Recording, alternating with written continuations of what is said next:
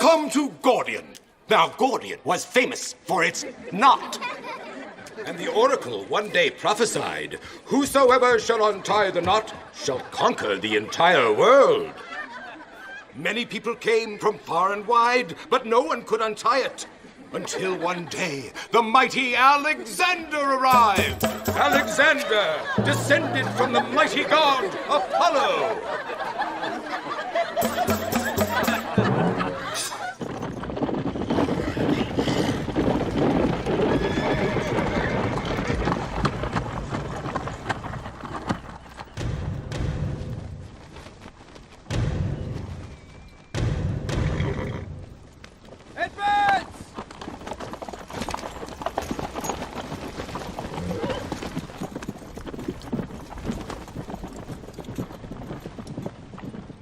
Apollo enlightened Alexander and showed him how to untie the knot.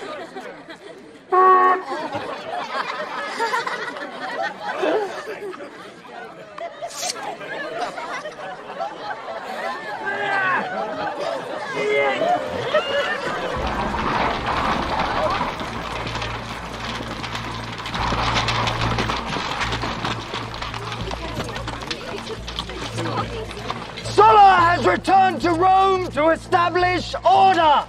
He declares that the innocent have no reason to fear, but that those guilty of crimes against him shall be most severely punished. The men whose names are written on these lists are declared outlaws. They have no rights as citizens henceforth. They may be killed on sight.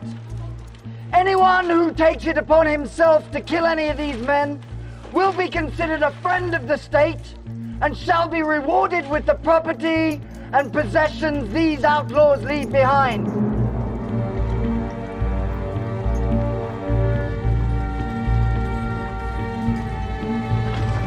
It's the greatest crime in Roman law.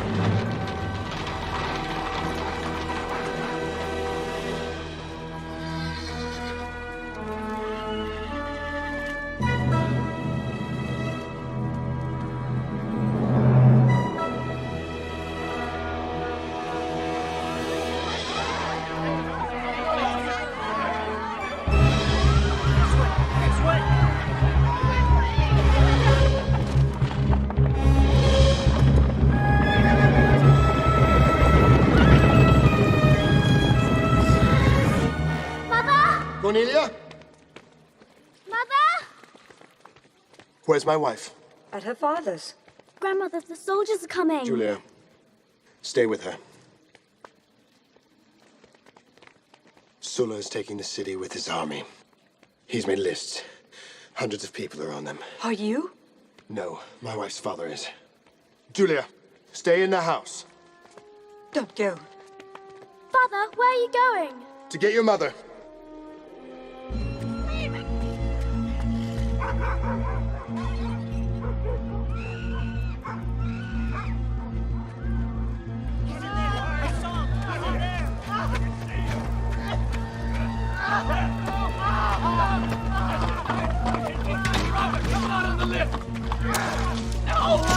He's the one you want! Over there! Where? Right!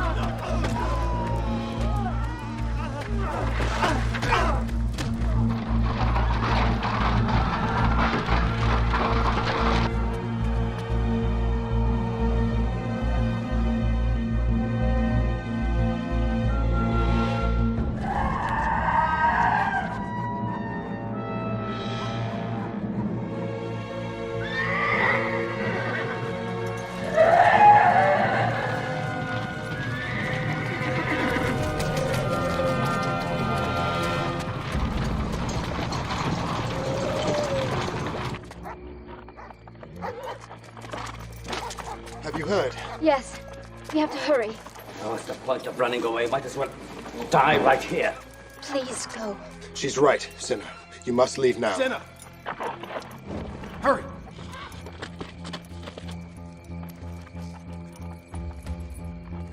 Go. Please, Father.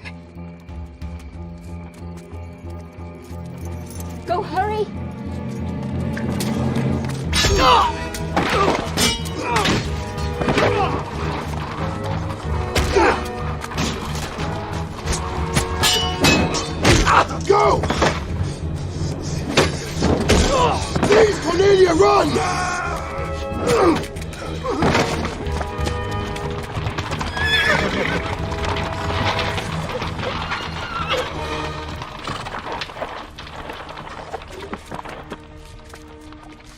sinners to escape.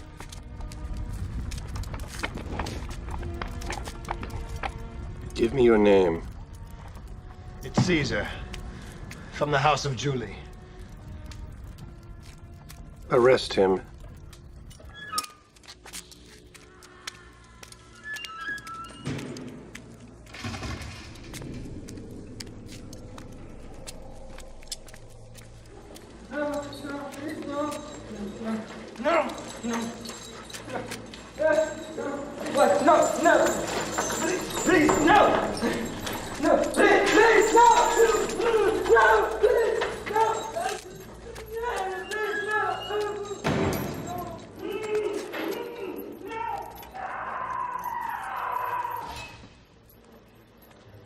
It's in any ruler's interest to keep peace among the people. And the people will only be at peace if they have a Senate representing them. Since when did the Senate ever represent the people?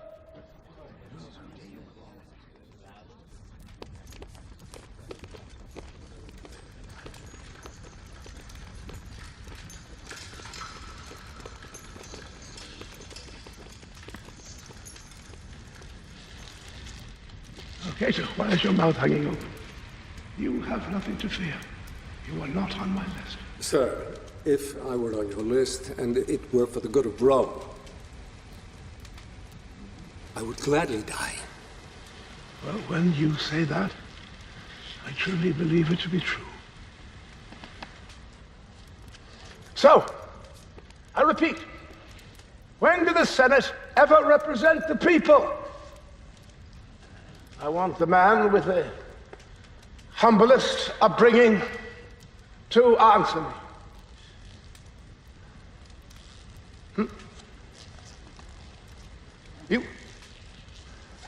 You.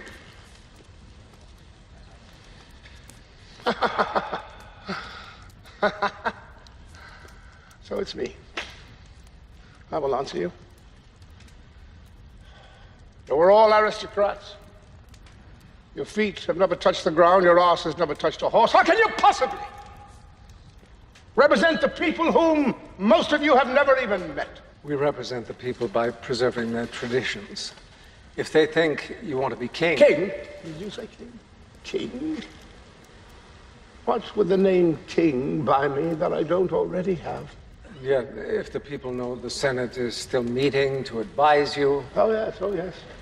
Oh, they will. That is my fondest wish.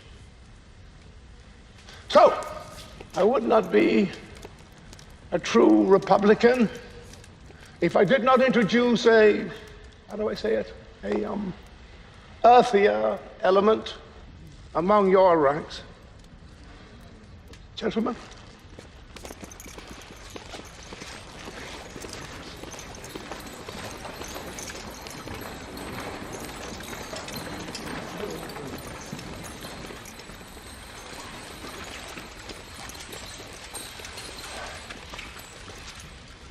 You will continue to advise me and you will continue to debate what is best for the people.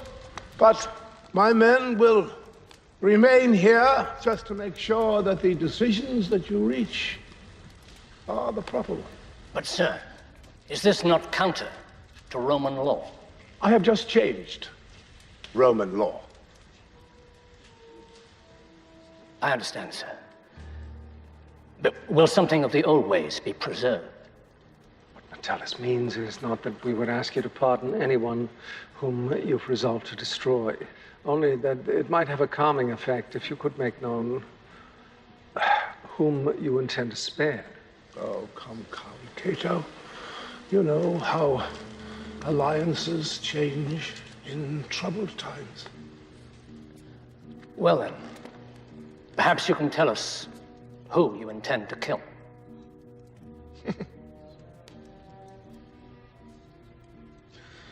Well, let's begin with you. I was only asking what everyone was thinking. Well, I can't possibly kill everyone. So I will kill only you. I may withdraw that. But then again, I may not. I will let you know after dinner. But for your sake, you better hope the food is good.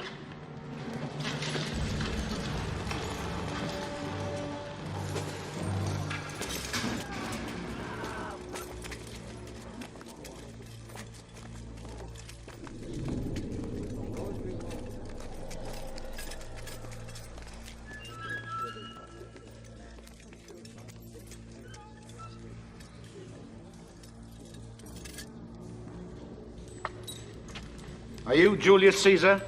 Yes.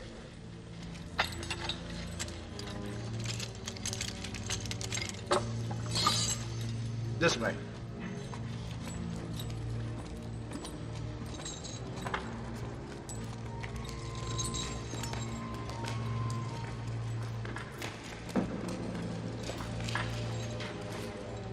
This way.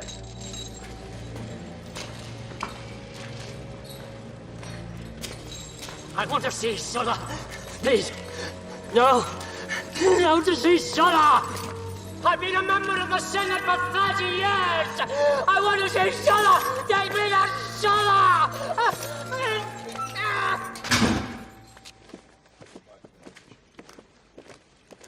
That is not negotiable. Who's this? Julius Caesar. Ah.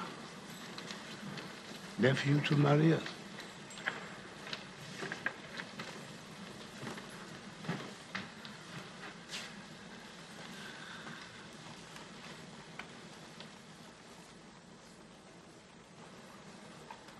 You have unfortunate ancestry. If you think it's unfortunate to be descended from the gods. Now, which god was that? The Julians are descended from Aeneas, who was... The son of Venus. Ah, yes. I recall Marius making such claim. There are many people these days who claim to be descended from gods. We have a crest which proves it. I believe you could have them fashioned in the marketplace for a couple of dinars. Why did you ask to see me? Your mother? She came to see me. Did she ask you to spare my life, and what, you agreed? Well, I promised that I would consider it. And I'm supposed to be grateful to you? No. She is. We're old friends. You've killed a lot of old friends. Oh, yes. True. True. Old friends in the day become fresh enemies at night. What do you want in exchange for my life? Why do you think I want anything in exchange? Men like you don't give things away for free. I'm not a man without compassion. I will help you if I can. First, you must understand the gravity of your crime. Cinna was my greatest enemy, and you helped him to escape. Did he? Of course not. He did escape my soldiers, only to be killed by one of his servants. My wife. She's well. I leave women to their health. And since you are only the son of Cinna by marriage, I intend to leave you to yours. If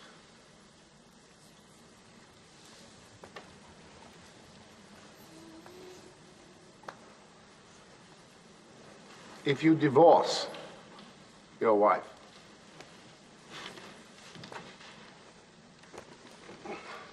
Well? No. I refuse. You refuse to divorce your wife, even though it may cost you your life. My wife is my teacher. She's cleverer than I am. She's more honest than I am. She's a more compelling argument than I am, or you are, or your offices. I won't divorce her. That is my answer. Oh, Pompey. What do we do with men such as this? I don't know whether to embrace him or strangle him. I think we should let him go. What? His uncle Marius was my greatest enemy.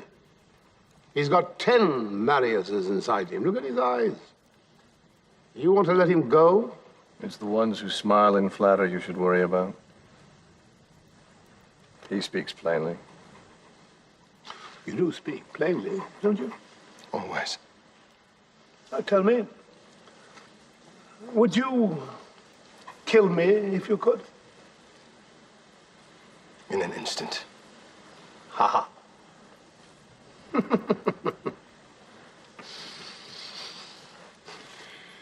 You can go. I said, you are free to go.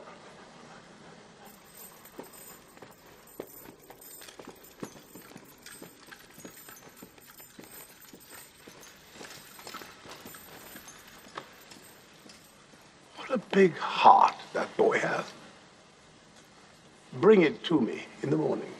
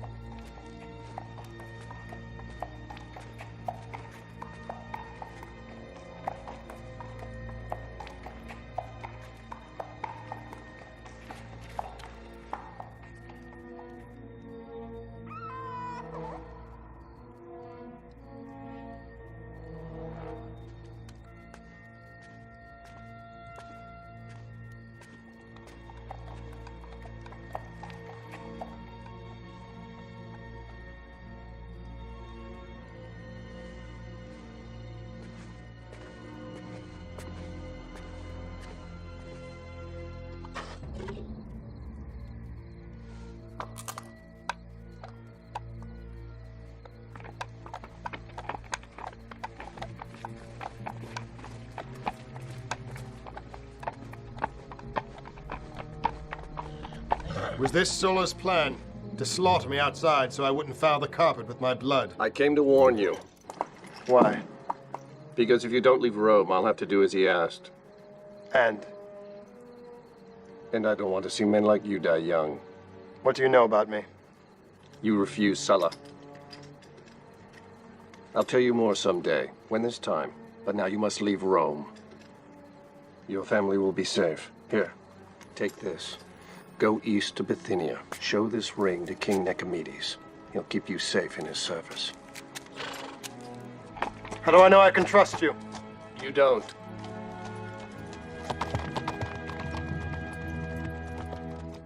I will not hand my fate over to that man.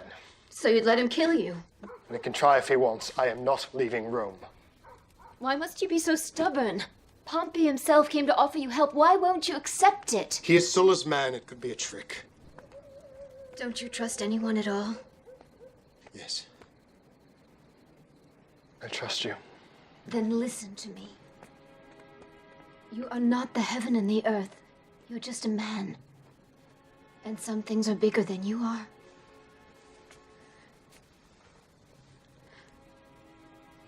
When you were in jail, I thought you were dead. I started to grieve your death. I'm asking you to spare me that, Caesar. How could I live with myself if I knew I had one chance to save your life and I failed?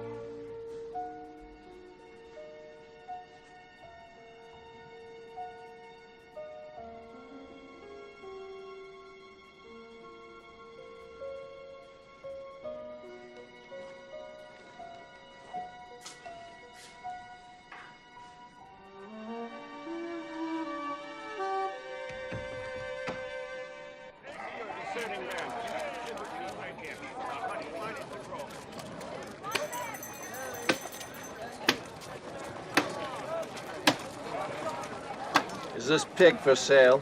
How much will you give me for it? 10 dinars. That's good money for a swine.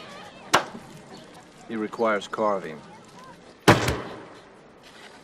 Julius Caesar.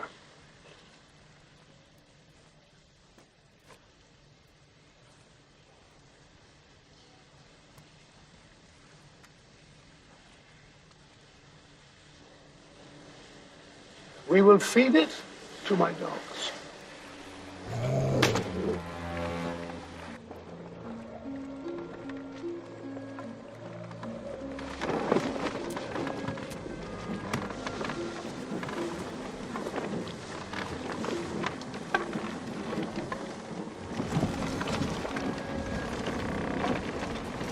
That's the coast of Crete.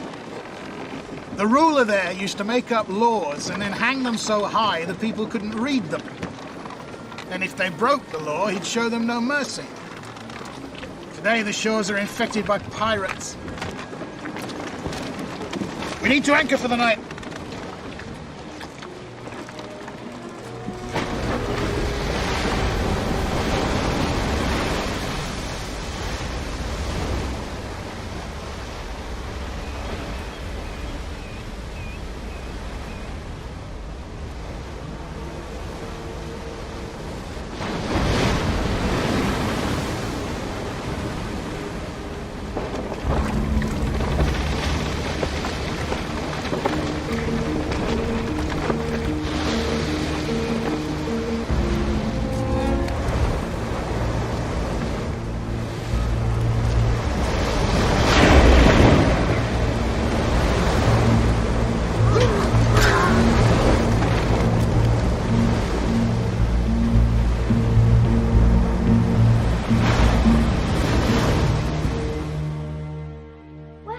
Gone?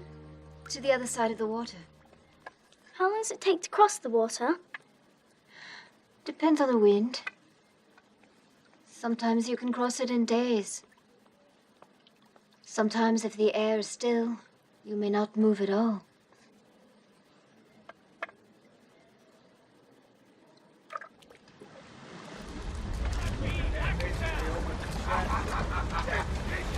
That wasn't much of a fight.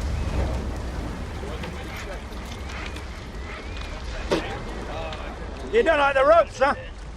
We can use nails. That's the Roman way, isn't it? What kind of ransom do you get for a Roman these days? 2 talents. But I'd pay 3 to watch a Roman drown. You get 50 for me alive.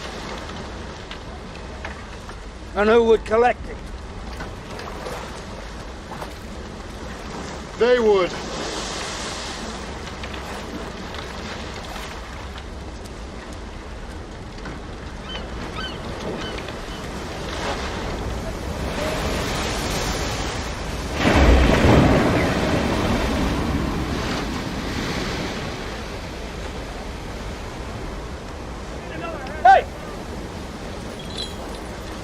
If your men don't return before dawn,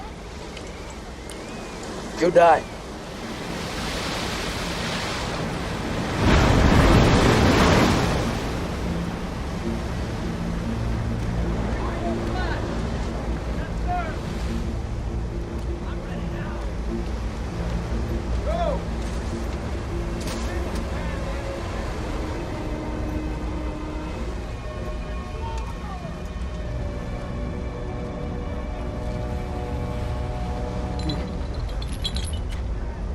Your time is up, Roman. I'll fight one of you for another day.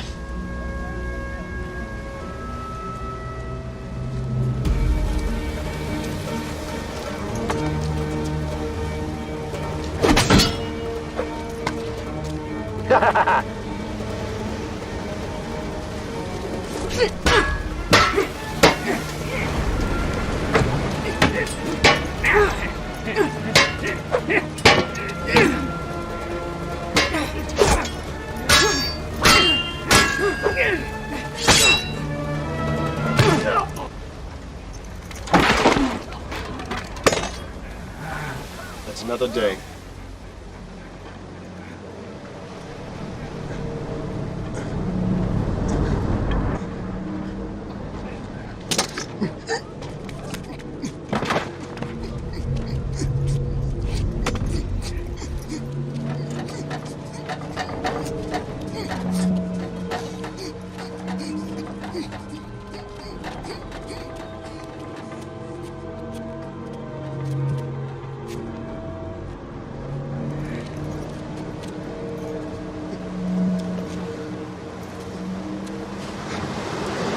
Nobody's coming back for this Roman. Throw him in the sea.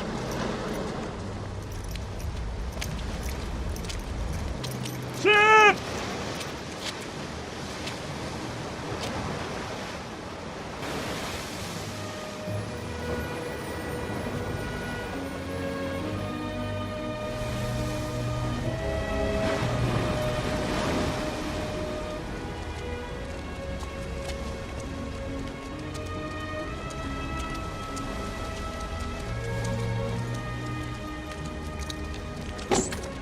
$50 talents.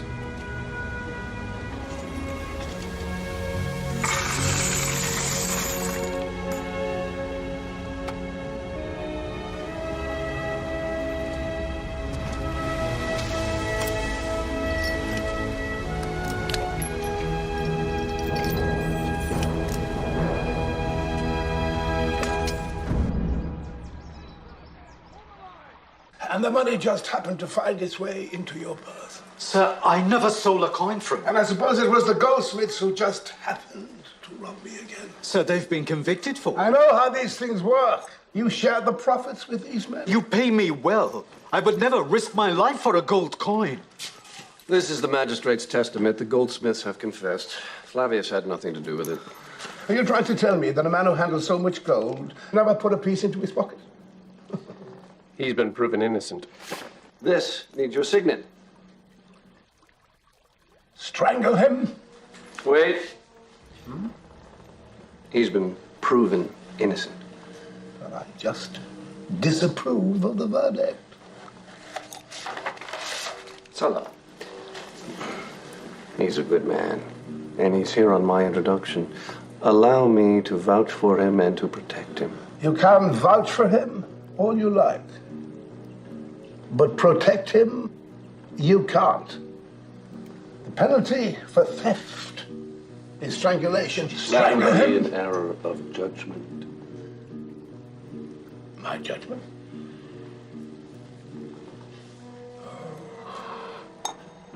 Pompey, you're becoming very critical. You want to rise above me. You're just waiting for your chance. Most men worship the rising sun and not the setting sun. That's how the saying goes, isn't it? But I am not the setting sun, not yet. And in the meantime, I expect you to subordinate yourself to my wishes, whether you understand them or not. Strangle him. Now, you will strangle him.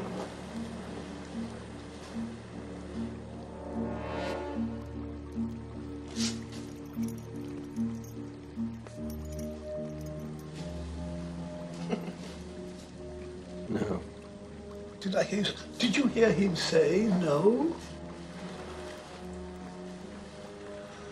Oh, my dear General, I asked you to strangle Flavius, and strangle Flavius you will, and you will do it with your own bare hands.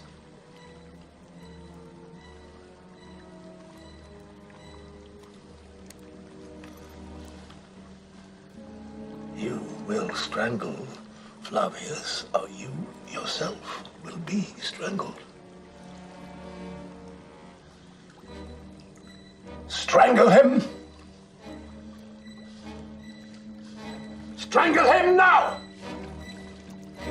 I will not have my orders disobeyed! I swear to...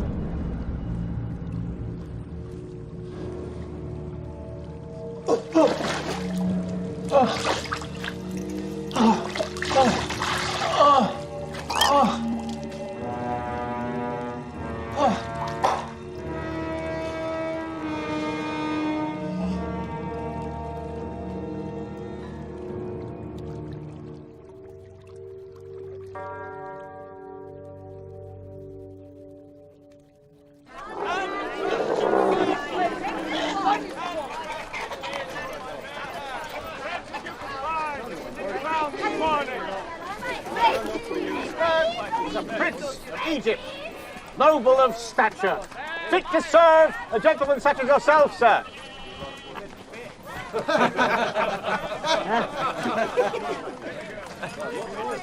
Ah, yes, sir. This young girl, new from the north, will have special ways of delighting their masters, and young enough for you to teach her a few of your own. Oh, no. No, sir. He's hardly able to lift a bucket of wine unassisted. He'll disagree with everything you say. He's unfortunately skilled in the arts of the tongue. In what arts of the tongue are you versed?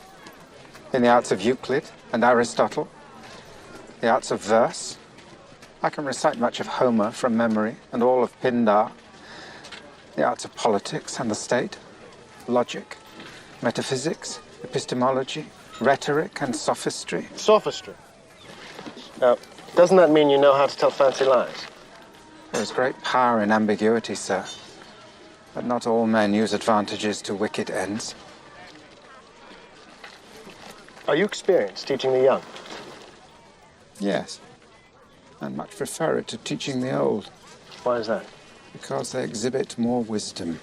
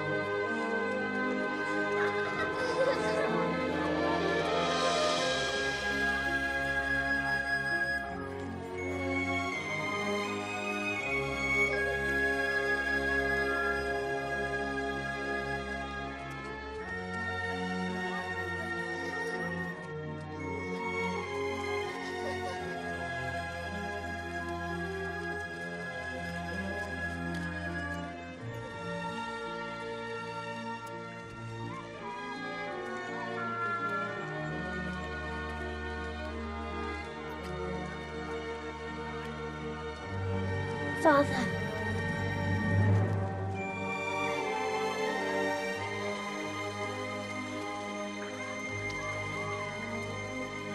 Who are your friends? Portia and Marcus. Don't you remember them? Of course, Cato's children. Just still grown so much. That's our cousin. Brutus. What you reading? Ethics. Aristotle. My Uncle Cato gave it to me. How is he? He's as grumpy as ever. Hasn't changed a bit. Mother. Father, did you bring me anything back from the East? Did I bring you back anything? Yes. I brought you this. Apollonius. This is my daughter, Julia. Apollonius will be your teacher.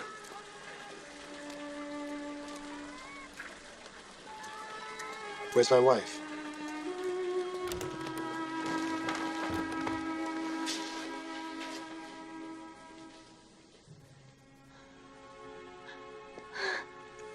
Caesar. Don't get up. I'm not ill.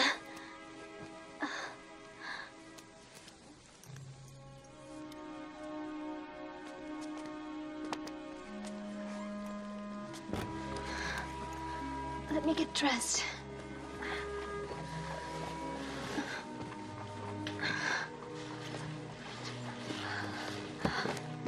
I'm well. I just stood up too fast. You don't have to get dressed. Let's lie down together. No, we'll eat. Let me just... Cornelia. I almost stopped waiting for you. I almost stopped missing you. And now... Here. This was not supposed to happen.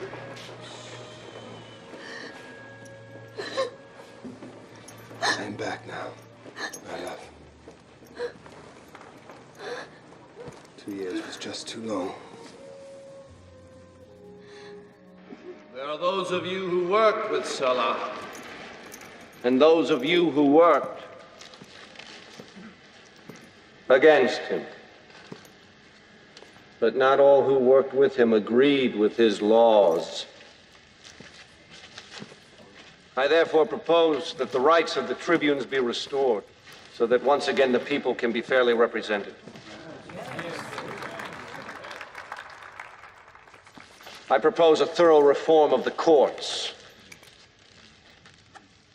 and an unqualified reinstatement of the Senate as the principal body of government.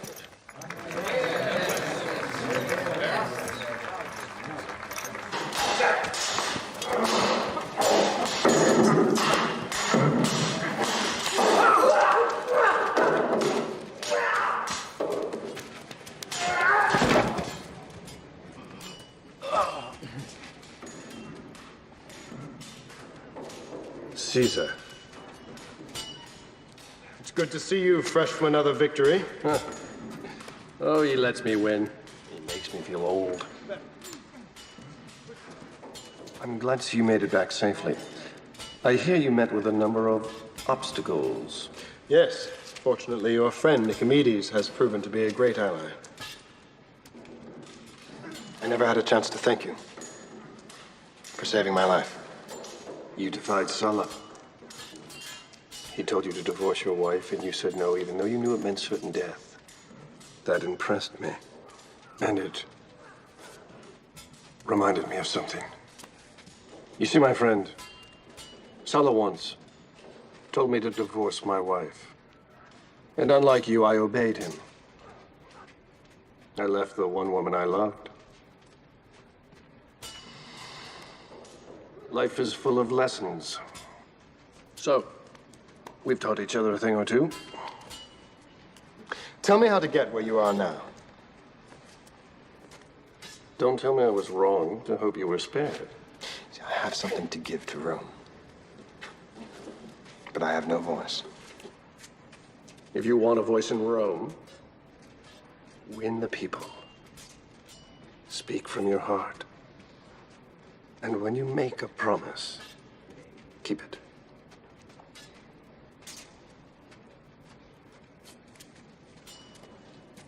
Pompey,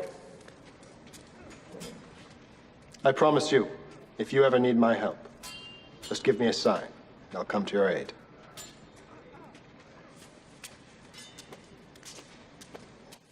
Man. Andros. Mm-hmm. Woman. Grin. Mm-hmm. Slave. From memory. Why do I have to learn Greek? Because it is the greatest culture the world has ever known. Better than Rome? Much. So is a Greek slave better than a Roman free man? I'm content to be what I am. You can draw your own conclusions from that. But you'd rather be free. Well, all men would rather be free. Because then you could do what you wanted. I can do what I want to do, even as a slave. And some men who think they are free are not free at all. They are bound by their own poor ideas. But if you're my slave, I would set you free. Julia. Father! Don't set him free, I'd have no one to educate you. He could educate me just the same if he was free. Oh, yes, but then I couldn't afford him. Sweet gods, come quick!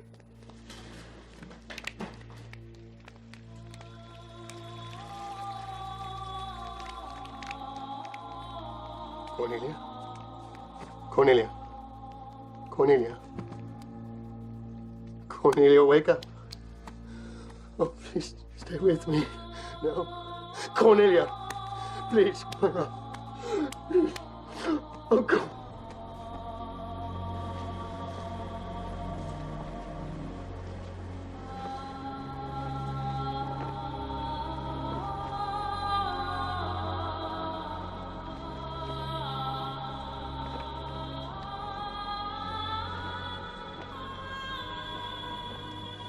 My name is Julius Caesar. I'm here to honor my wife, Cornelia, publicly and for the last time. She was a good woman, She gave no thought to her own well-being, only to the well-being of others. Rome was her first and greatest love. We shared that love. We dreamt of a Rome without dictators, where sons never raised their hands against fathers, where brothers never raised their swords against brothers, where Romans lived at peace with their fellow Romans by their sides. So I ask you now to join with me in honoring not only the memory of my good wife, but the memory of all good men and women who have died fighting for a better Rome. People of Rome, I, Julius Caesar, make you this promise on the body of my beloved wife. I will not rest until the Rome she dreamed of is the Rome we live in. Join me. For I am not only the nephew to our beloved Marius, who fought against the evils of Sulla until Sulla took his life from him, but I am also a son of the Julians, who was descended from the goddess Venus herself. I offer you my hand, a power supreme among mortal men, granted by the gods, superior to kings. Let us work together, comrades, in our quest for an empire that is boundless, united, and free!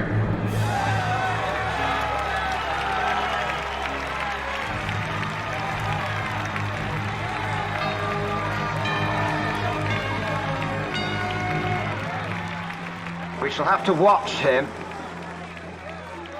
Or use him.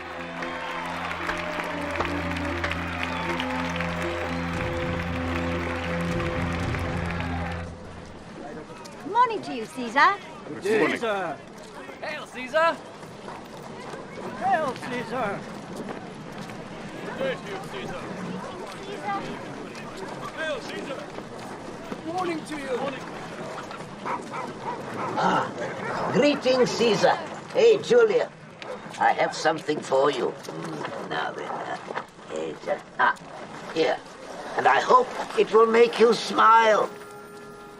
Hmm? That's the first I've seen you smile in weeks. Then move on! Get away from my stand! Get out!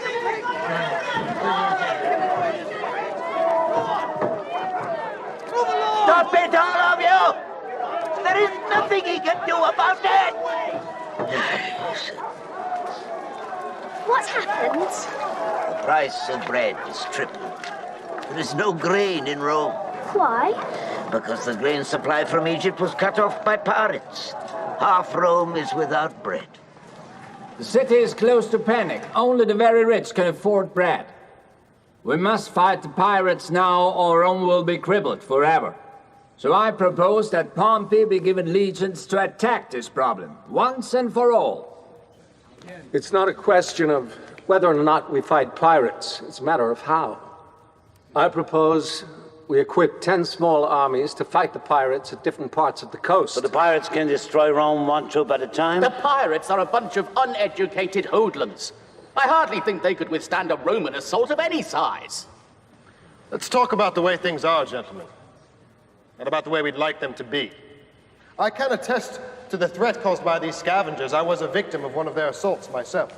Then perhaps you'll regale us with your sea stories, Gaius Julius, in the tavern, after the work of the Senate is done. The work of the Senate is rarely done. You see, there are not thousands of pirates in our waters, but hundreds of thousands. And not all are rogue bands preying on single vessels. There are pirate admirals, sea kings, with thousands of ships and troops more skilled in naval combat even than our own. Pretty speeches like this won't even cook our lunch. No, speeches do as little work as the Senate. How dare this arrogant newcomer insult this august body? August and plump, bibulous like your own body. Fat from idle chatter and inactivity. Enough, enough, enough! We have a man in our company who can resolve this conflict with the pirates. But do we honor him with that duty? No. I'm with Caesar. We have no bread. Now, are we a great empire, or are we going to be ruled by outlaws? To perform this commission, Pompey will have to be given an army twice the size of the one Sully used to take Rome. Have we learned nothing from the past?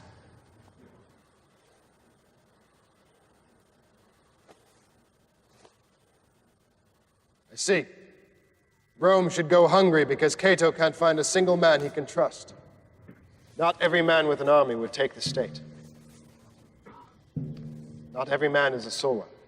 Some men are ruled by circumstance, but men of character bend circumstances to their will.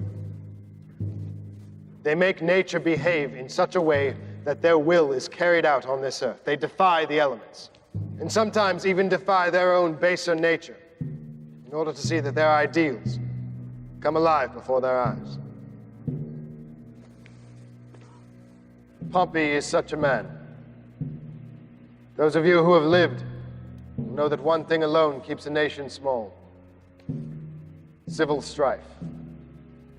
Tribes fighting tribes rather than banding together in one arm of power. As long as we fight in this room, seeking personal victories, enacting petty revenges, Rome will stay small. Suppose we put our opinions aside and let one feeling rule us for a time: the love of Rome. I propose we put our strengths together to become a force the world has never seen. I propose we let a man, a single man, lead us out of the dark.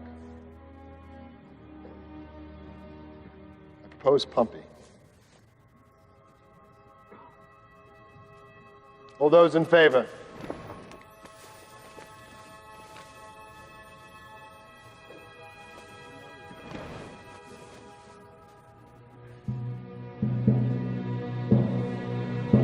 Can we come inside? You said we could. Why? There's nothing but a bunch of dusty old senators in here. Is the consul in there? Yes, this is Consul Gnaeus Pompey. And who is this? This is my daughter, Julia, and Apollonius, the wisdom of our household. Well, Julia, your father has just proved to us he'll have my job one day.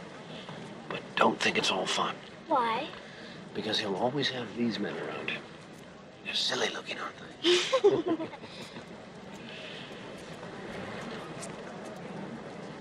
I'll see you when I return. In triumph.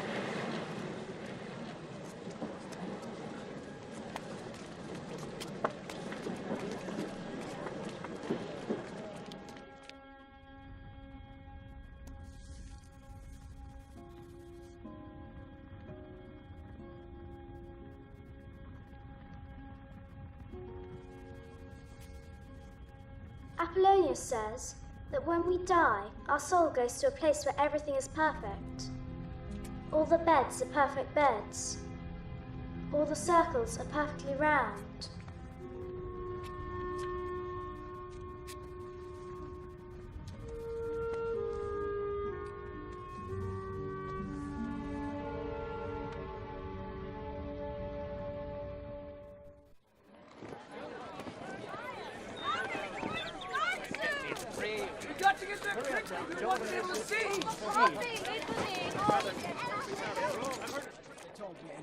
Marcus! Julia! Oh, Julia! Look at you! Brutus, wake up and tell Julia how beautiful she looks. Beautiful. Do you like it? All dressed for Pompey's triumph. Has Apollonius returned? I wanted to talk to him about Plato. No, he hasn't returned.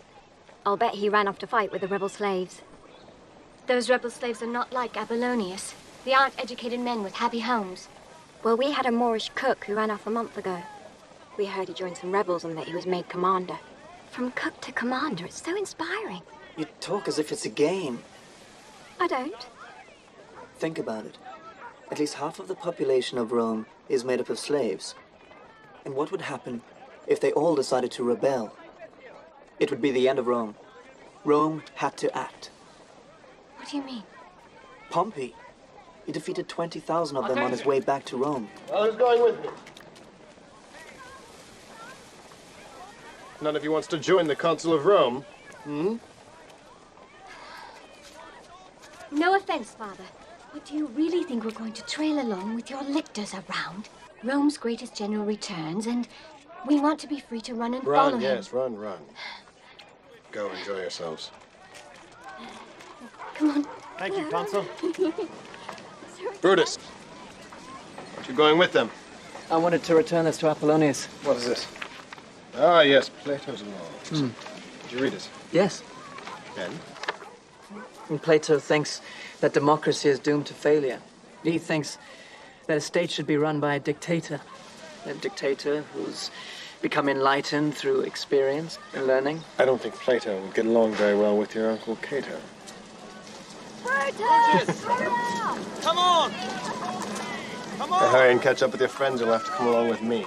See you at the ceremony. Hurry up! Goodbye, Father! I'm ready. Good time. You know what I heard? There's going to be hundreds of exhibitions. Exciting!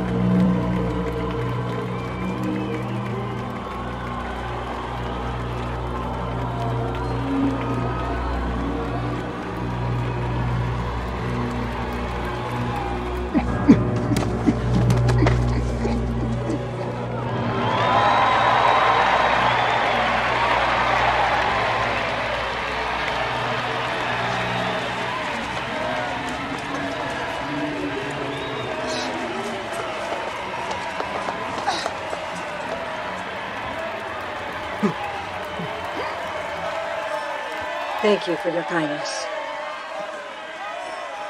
Let me take care of my son now.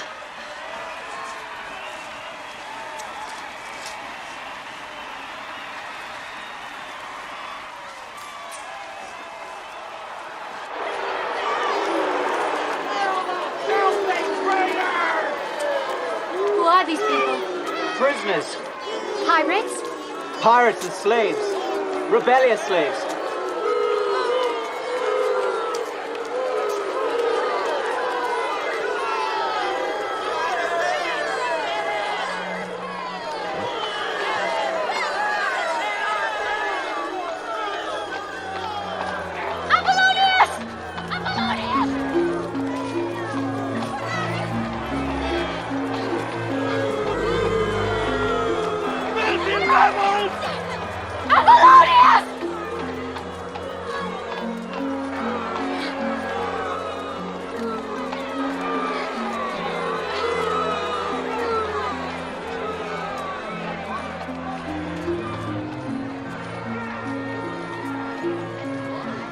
Consul!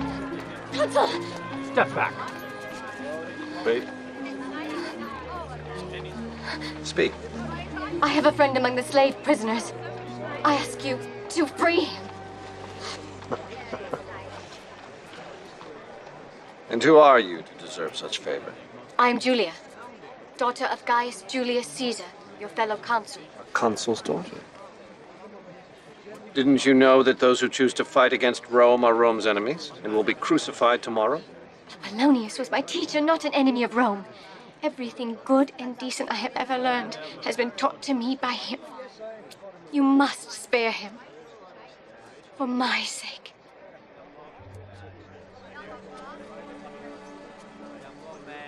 Consider your wish granted. Take her to the holding pens and release this slave Apollonius into the custody of his lawful owners. Yes, sir. Thank you, Consul. Thank you.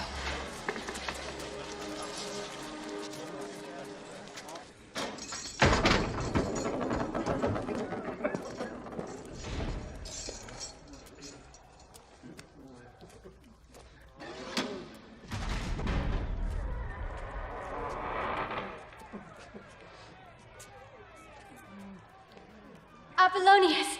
It's Julia.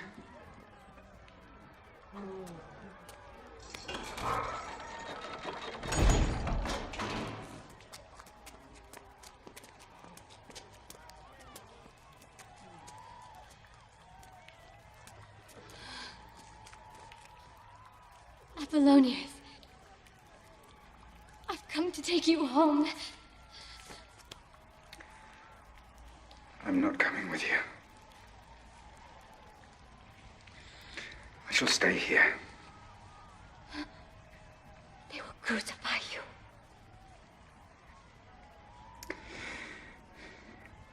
You have grown into a fine woman. Intelligent. Full of everything that makes the Romans great. But I am not a Roman, Julia. I am a slave. You are not a slave any longer. You're free. I am freeing you now. Freedom is not something you can be given. It's something you have to take. I should have done it earlier. You could have been free years ago.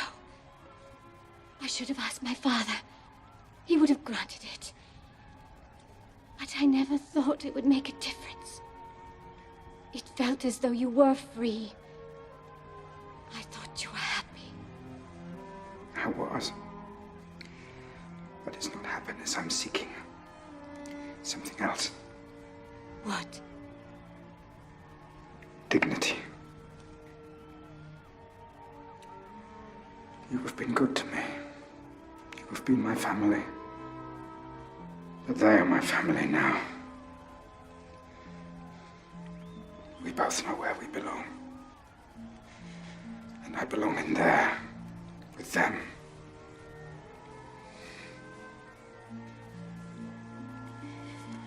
One day you'll understand, my dear Julia. Goodbye.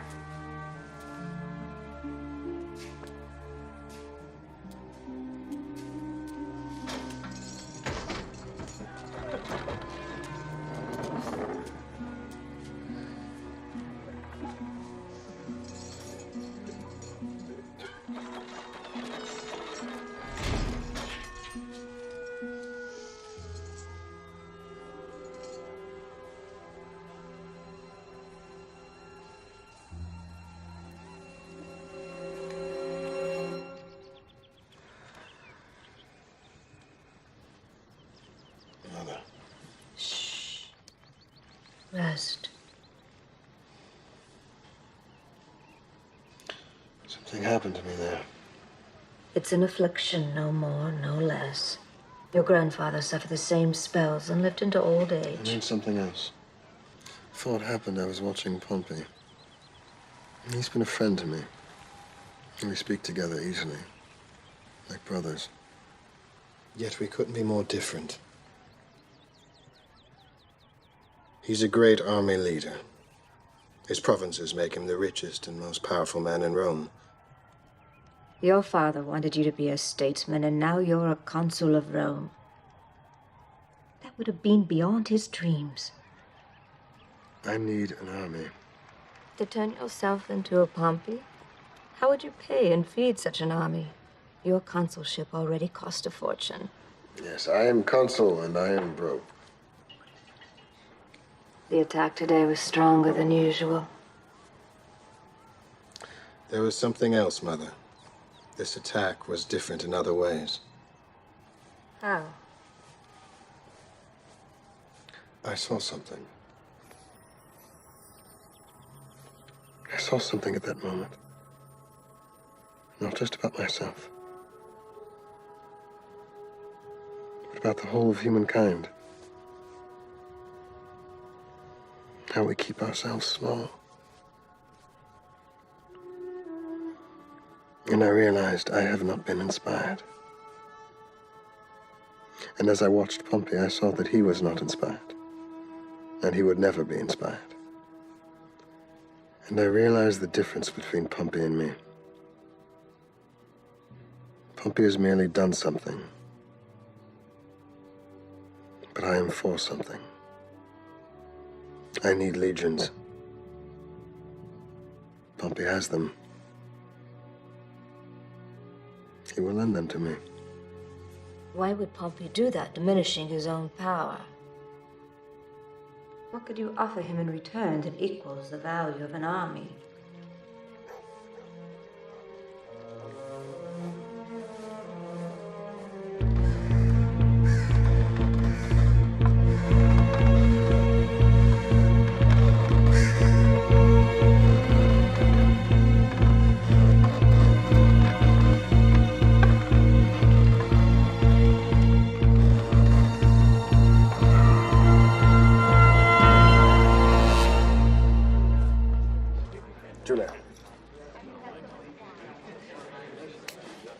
I'm sorry for what happened to Apollonius. I felt great affection for him as well.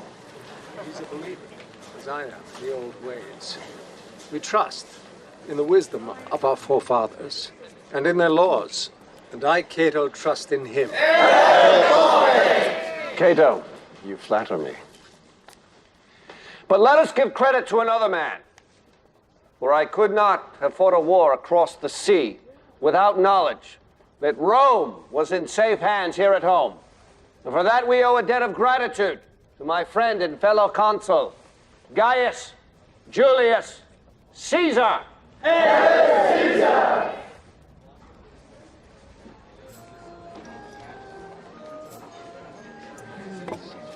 This is my daughter, Julia. Yes, I know, we've met. It would honor my house if you would give us a recitation. Not in front of so many people. You've done it in larger groups than this. Father, I assure you that I am not prepared for it. Come. Come. The daughter of Caesar will recite for us.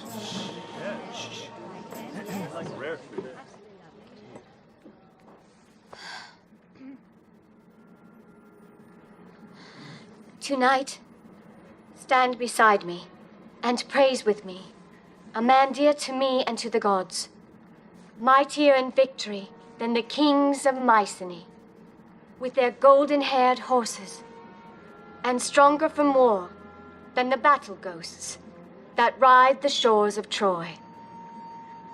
Hear me, sons of bold-headed men. Hear me sing the victory of a man dear to me and to the gods.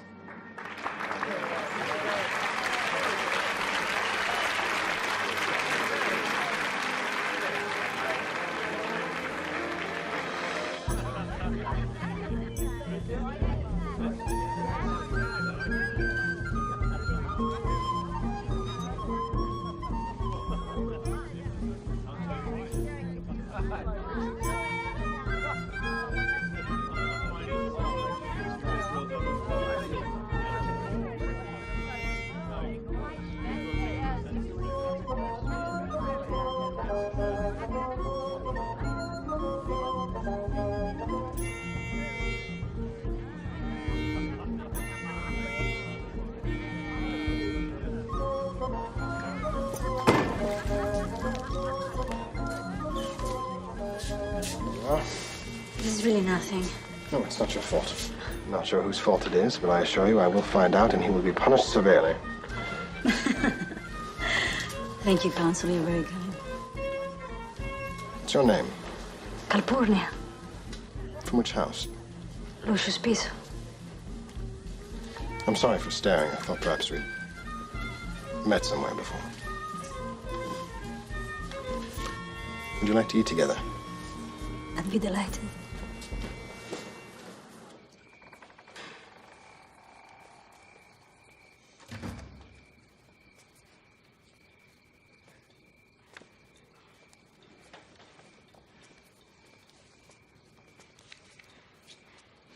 What hour do you call this? I think it's known as the 5th hour. Yes, the sun is coming up. You're right. I was out with him. We drank and ate and had entertainment. He cares for me. Oh, yes, he's twice your age. And your friend. Remember? Yes, he is my friend. I just want to know if he treats you with respect.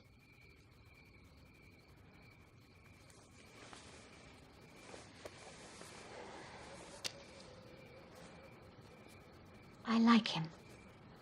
I do. I don't love him, not yet, but that may come.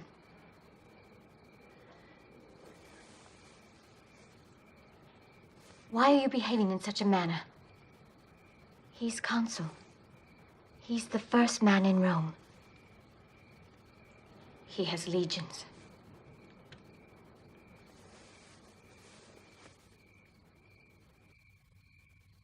Your price is high. Price? It's customary for the father to offer a dowry. You know I have nothing to give you.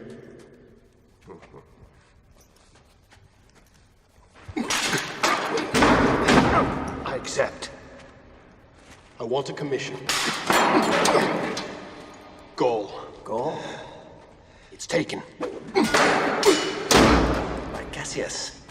I need a victory in battle. You're not experienced enough in warfare, and you need legions!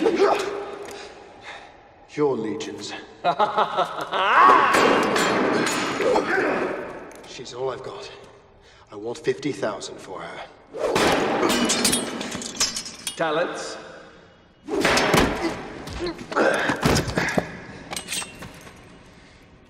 Soldiers.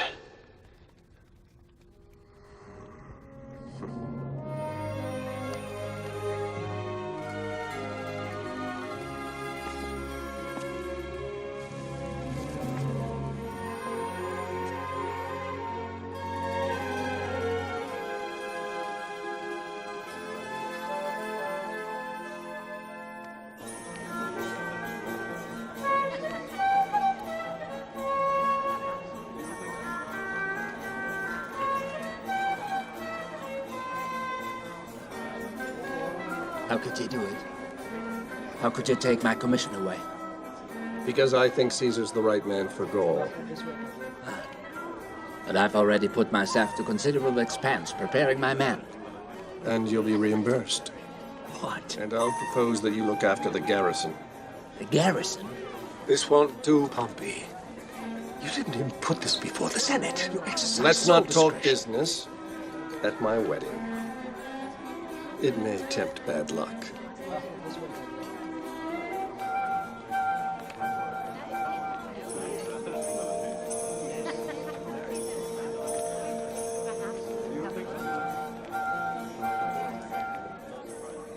I have a confession to make. What's that? We did meet before. Or rather, I met you, but you didn't meet me. It was a Pompey's triumph. You fell. Nobody saw it but me. I held you to make sure you didn't hurt yourself. Thank you.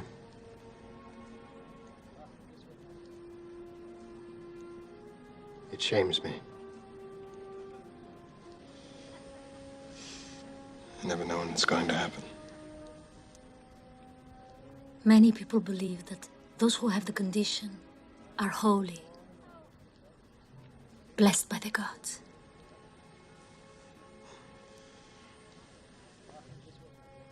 Perhaps.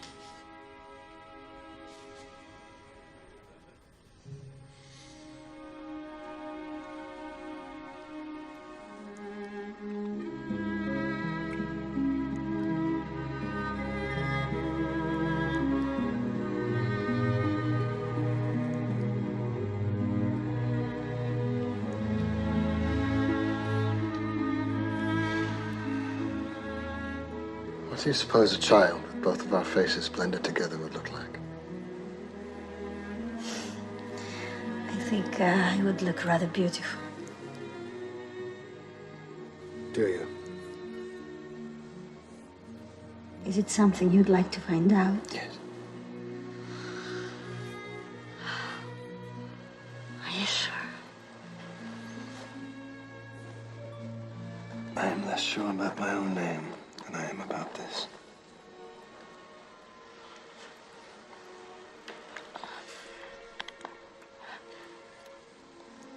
I am terrible around the house. We have servants. I'm not one for parties. I go to bed early. I'll follow you.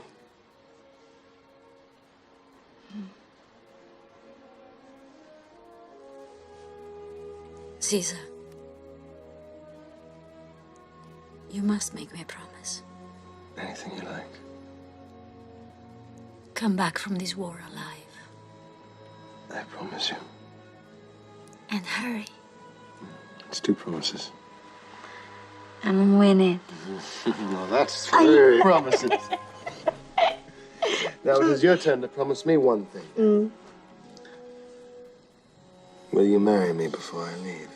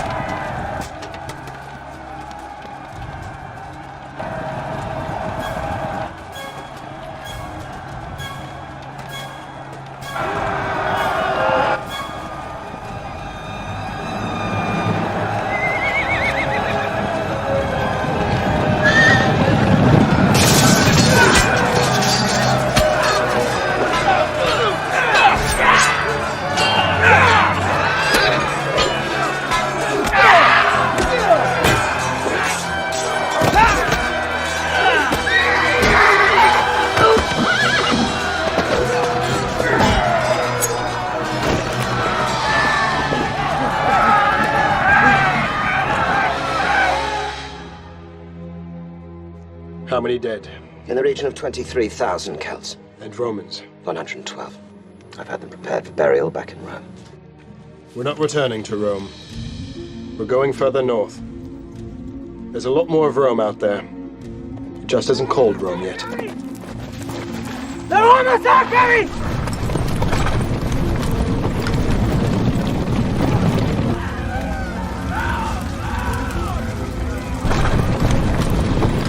We must tell Caesar to retreat. What I gave to Caesar, I will not revoke.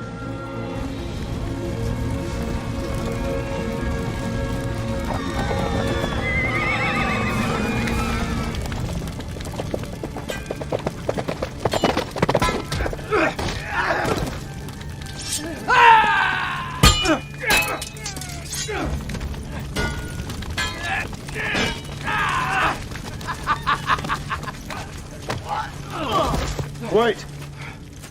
Put down your blades.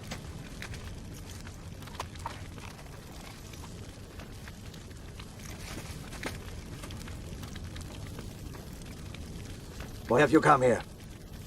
This land is ours. You have no right to be here. What is your name? Vercingetorix. You stayed to fight alone? This is my house. I've built it with my own hands. You'll burn it down.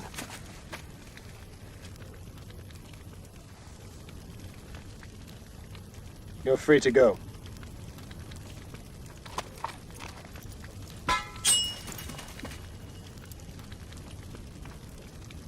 Give me a horse. You heard him. Give him a horse.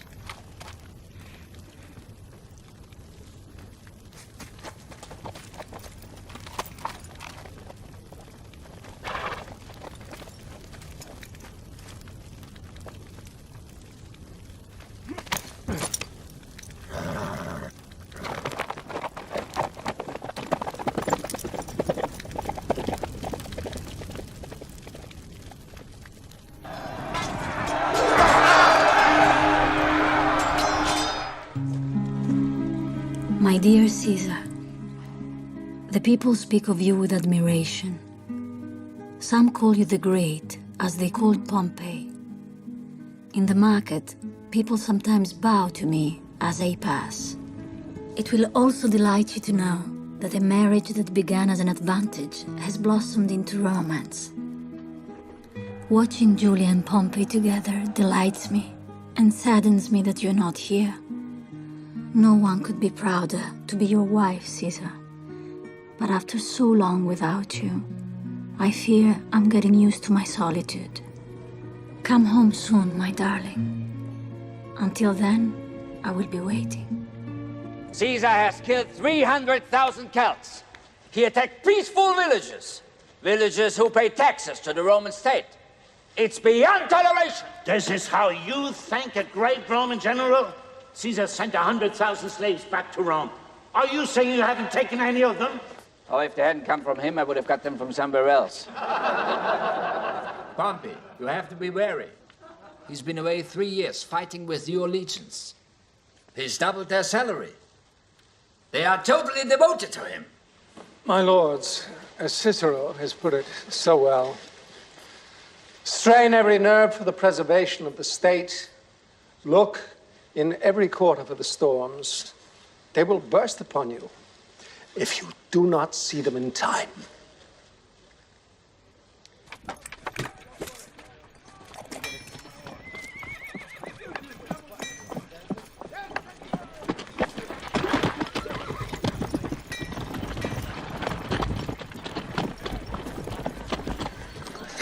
I've just remembered who he is. What are you talking about? That man! Mark Antony? Yes! Running from his debtors in Rome to find wealth in the province. Like all of us. Hey, not me! I still fight for the glory of Rome!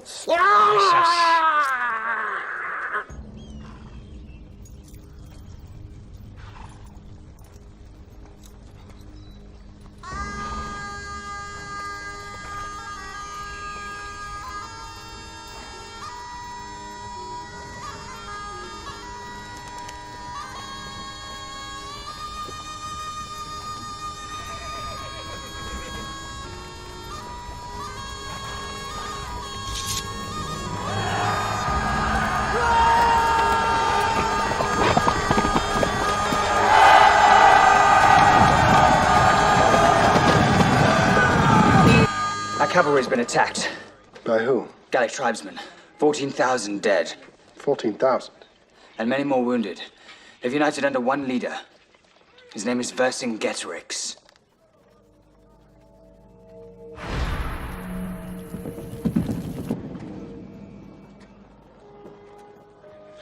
Where can we find him? In Alesia. How long is the march? 8 days.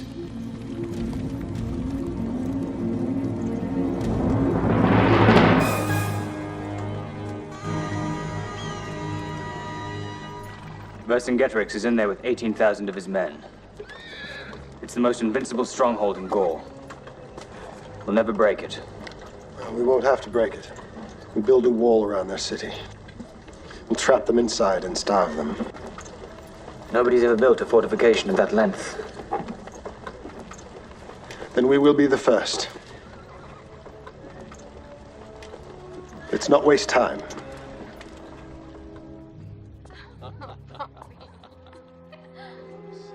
What do you think? Give me that wine. Here to see Pompey. This one. Not me.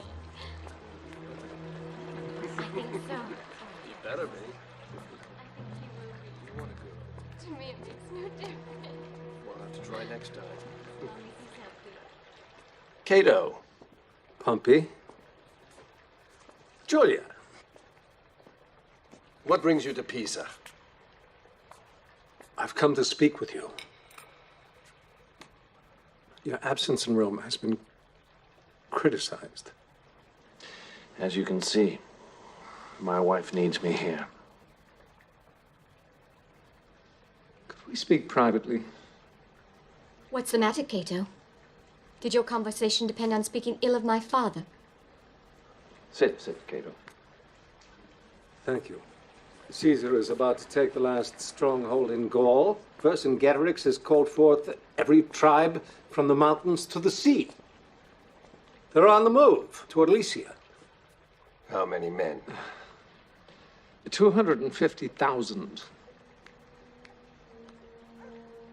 And my husband? 40,000.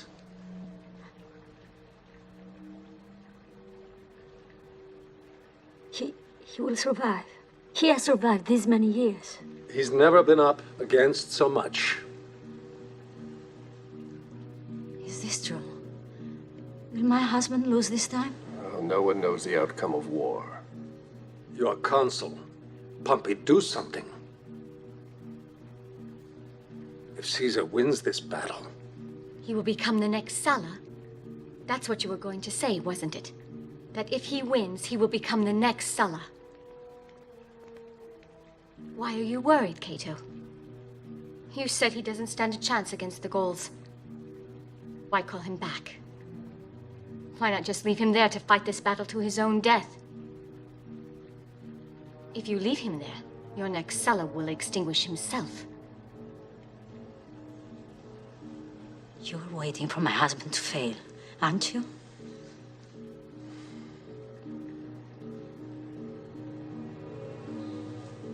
And so are you.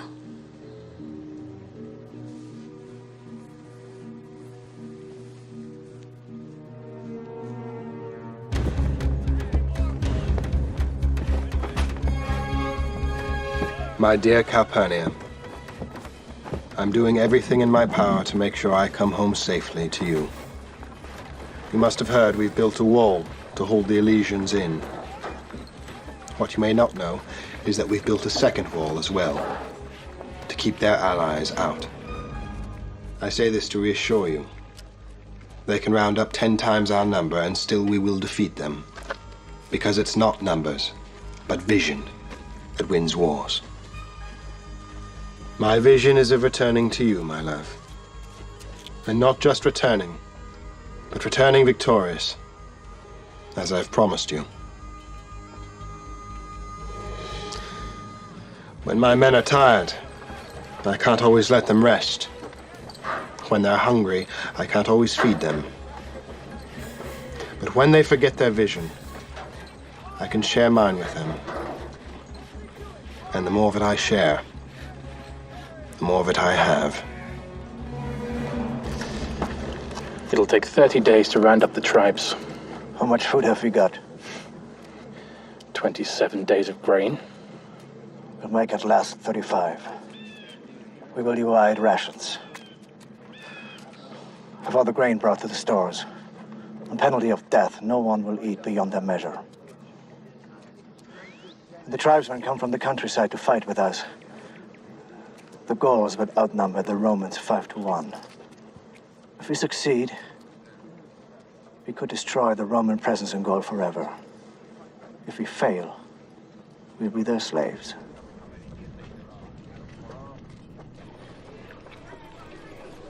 In the evening, we take our leisure, tell stories about the city and our families, or just eat in silence after our hard day's work.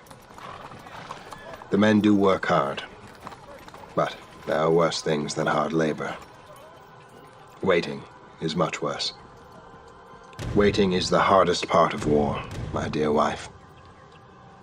Most of our men would welcome the cry of battle over this dreaded silence, and would fight an enemy we could see, however great, sooner than fight the one in our minds, which goes on killing forever. The real enemy is almost a comfort, I sometimes think as I look up the hill to Elysia. They're just like us. They have courage like us. They're dying like us.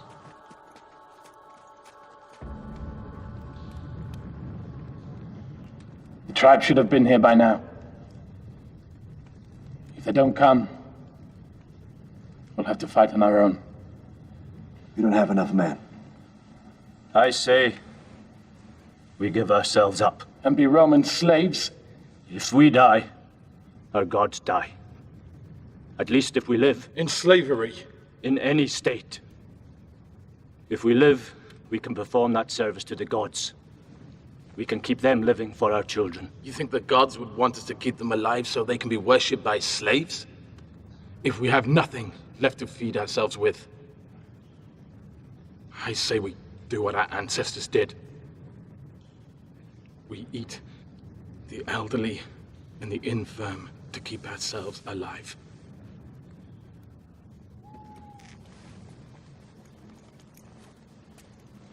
We won't eat our own people. There's enough food left for several days.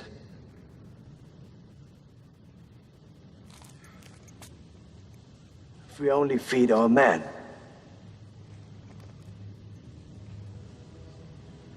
There's a way we can compromise the Romans. Weaken them.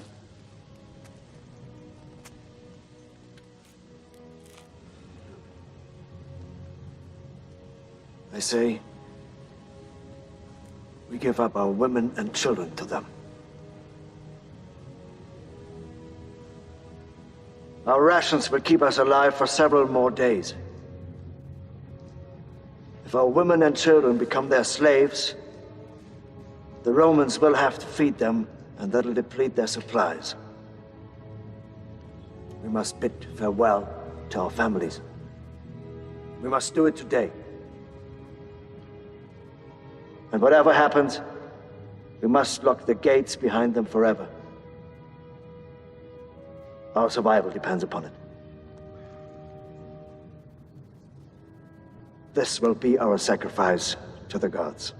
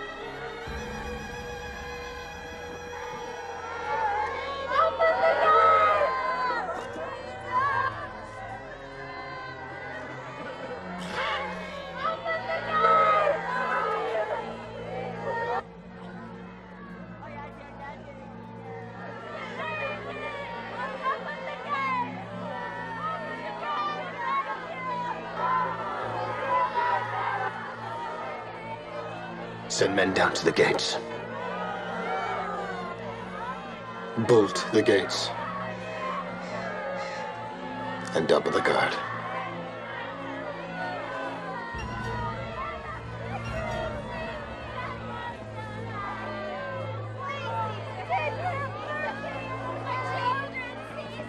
Caesar, I beg you to reconsider. They'll all die.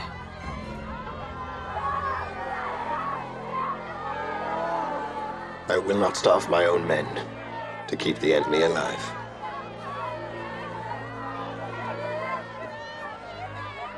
Send them back to Alicia.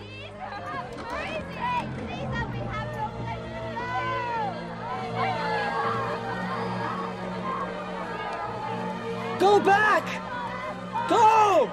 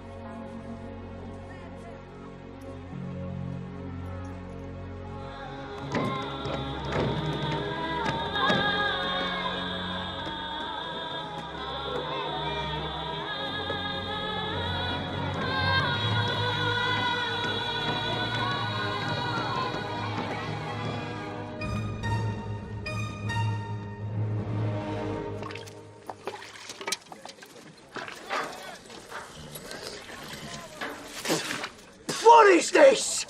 Soup? This is not soup. This is water! We fight for years, and they give us water! We die for Rome, and we get water!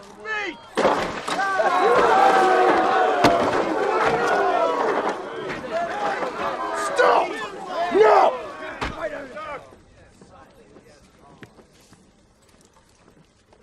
What is the difference between the Romans and the Gauls? Discipline. We act as one body. That's what makes us strong.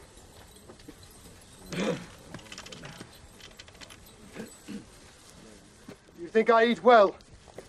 Well, you starve. I eat the same portions as you. And I am hungry. But I would eat soil before I give up what we've come here to get. And that is everything you see. You. Where will you raise your family? On that hillside. Will that be a plot of land? You. That field there, between those trees, that's yours if you want it. It's rich soil, good for growing. All of you, each and every one of you will get his share. You have worked for it. By the gods, we have given our souls to this place for 8 years. Let's not abandon before we get them back. Open the gate!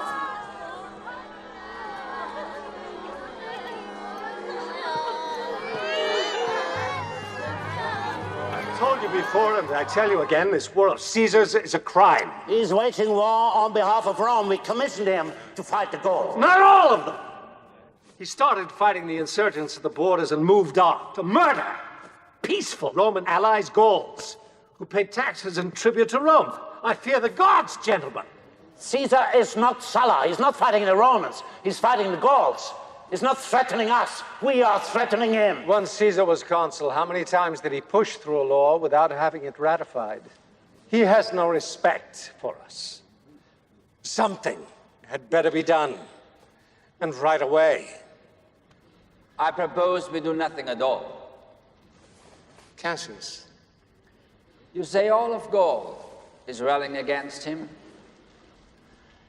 He can't possibly win against such numbers.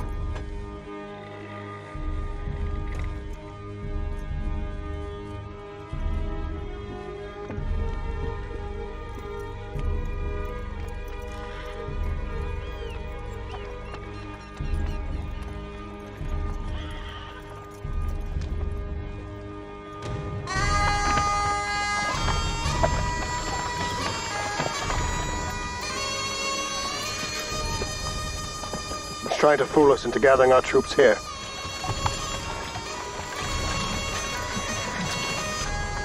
How do you know what he would do? Because it's what I would do.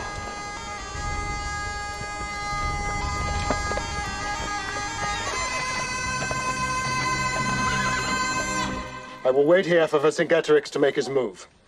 His men are too weak to attack our main camp. He will move his cavalry here and try to break through the inner wall, while his allies attack from the outside. We cannot let these two forces join together. If they do, we will not survive.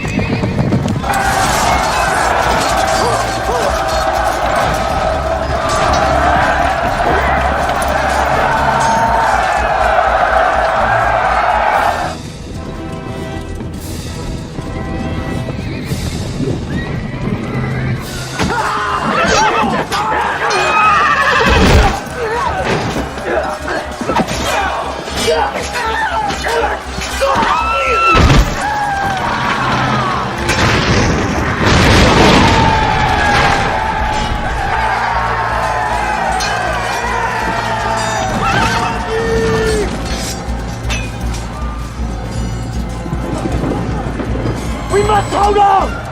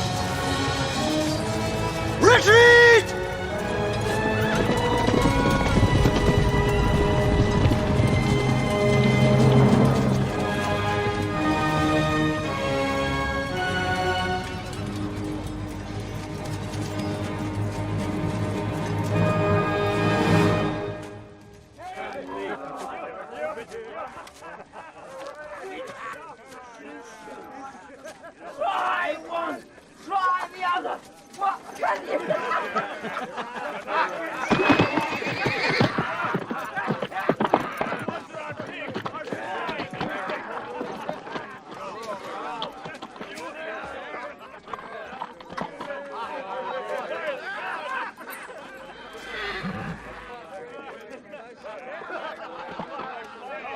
Caesar, your men are asking for you.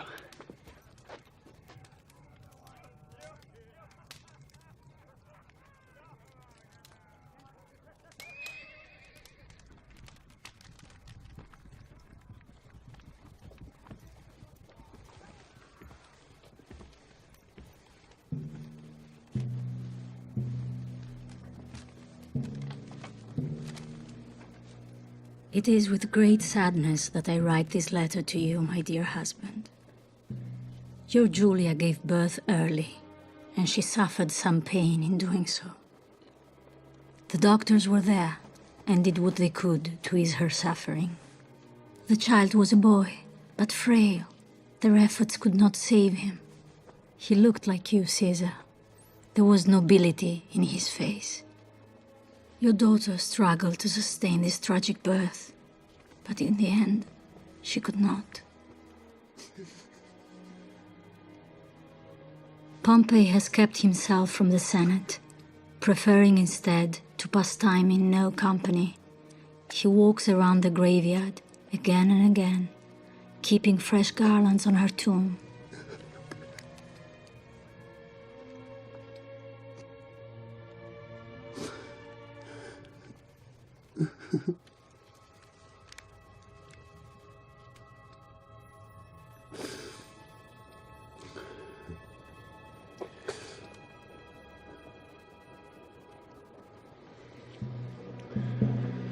We take a leisure in the morning.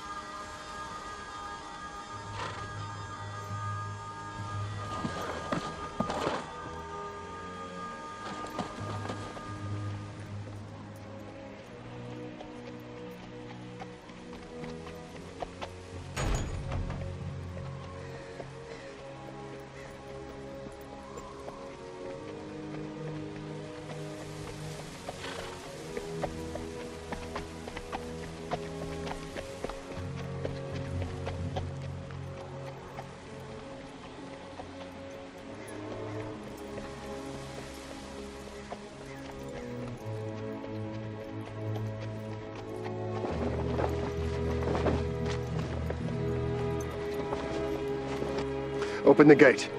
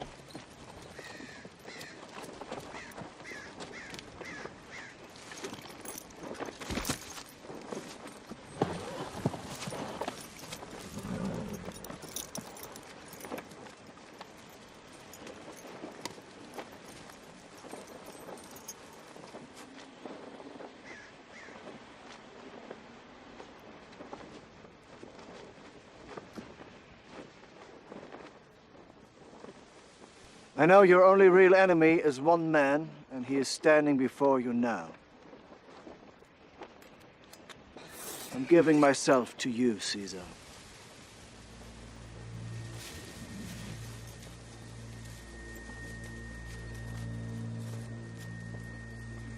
Our women died for us. I give you my own life so that you may let my men live.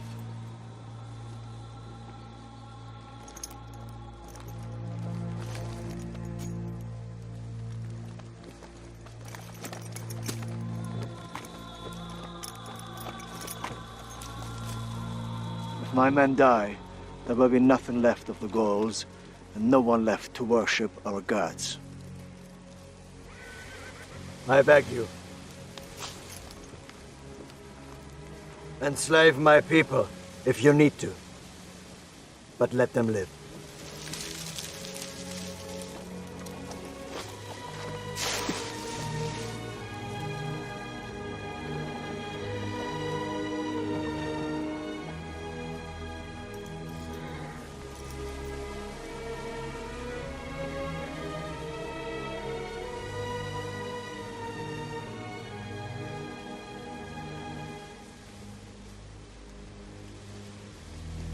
Men will live.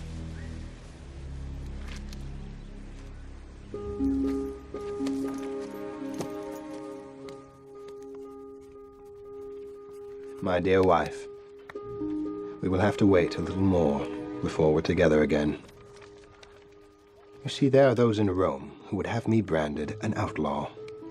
So I have sent Mark Antony to talk to the Senate on my behalf. Since there has never been a soldier with an army such as mine who returned to Rome without taking her by force, I, too, must be planning such an assault. But my crime is worse, because I return not in dishonor, but in triumph. And this the Senate cannot tolerate. How long ago did Sulla ride into town with his army, breaking the sacred Roman law stating that no man must bring armed men past the Rubicon into Rome? How fresh in your memory does bloodshed have to be for you to show caution? Caesar has done more for Rome than any other general in its history. How do you respond? You strip him of his consulship, in his absence, without explanation. He's more than doubled the size of Rome in the last 8 years, and what do you ask him to do? Lay down his arms. It is not Caesar who is the criminal. It is this Senate. This Senate represents the people of Rome. This Senate represents its own interests. Sulla said almost the very same thing. If he said it, he was right. But the difference between Sulla and Caesar is the people feared Sulla. Caesar they love. You know nothing of the people's feelings.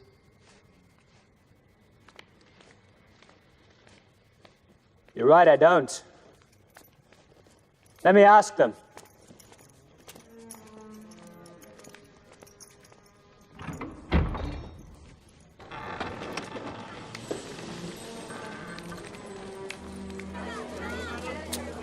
People of Rome, I come to you with questions from Caesar.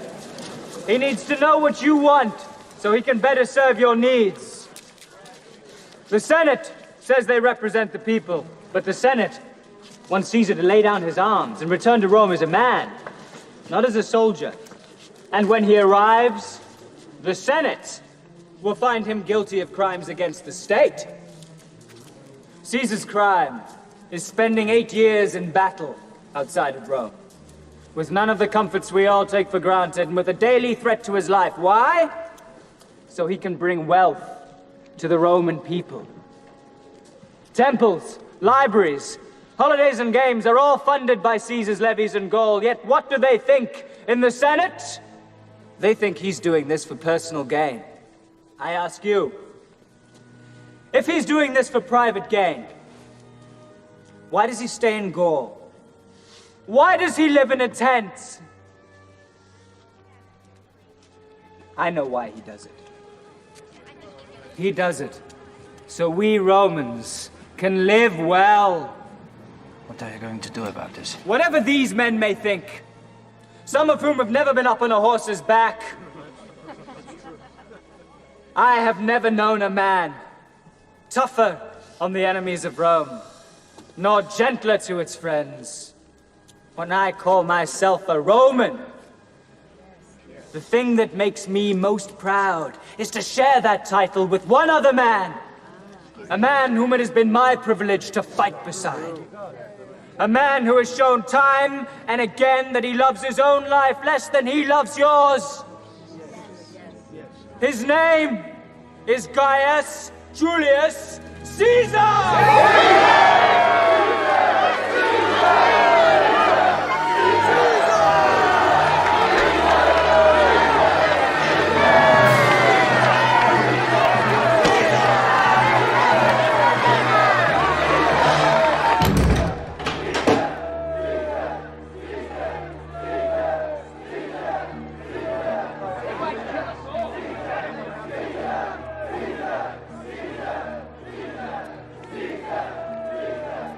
Do something, Pompey. Caesar could march on Rome at any time. I'm not going to wait for him to come to us. I'll gather our troops and attack him before he sets foot in Rome. I'm going to wipe him and his legions off the face of the earth.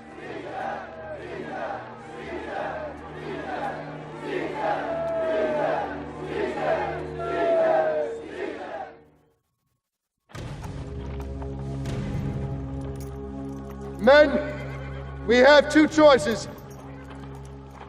We can be slaughtered by the army Pompey is amassing against us.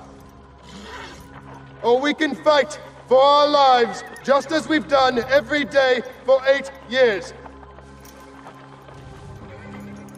I've made my decision. I'm going to Rome. I'm going to cross the Rubicon. Will anyone be coming with me?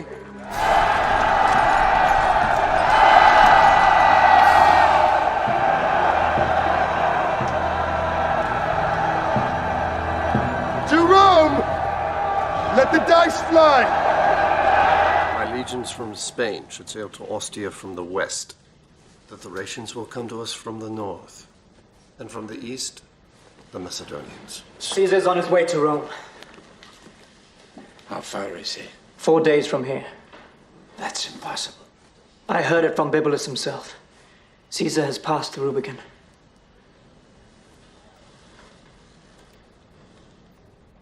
We must leave Rome. We cannot defend it without troops. We'll go to Greece. We amass what strength we can, and then we take him in Rome itself. I only hope we don't arrive too late and find the bodies of our friends on the Senate steps.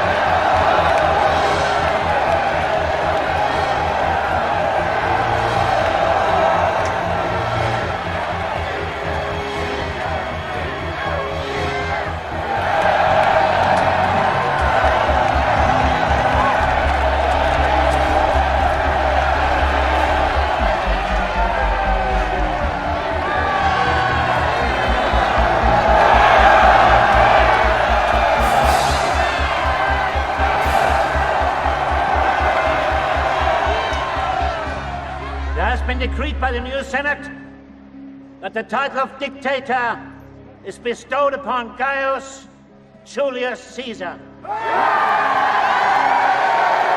It is decreed there will be 50 days of thanksgiving in his honor.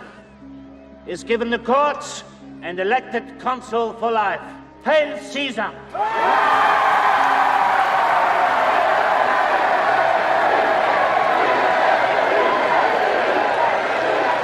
You treat me as a king.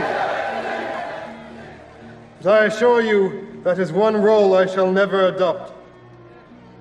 For I am Caesar and only Caesar. It is for this crown alone that I conquered Gaul.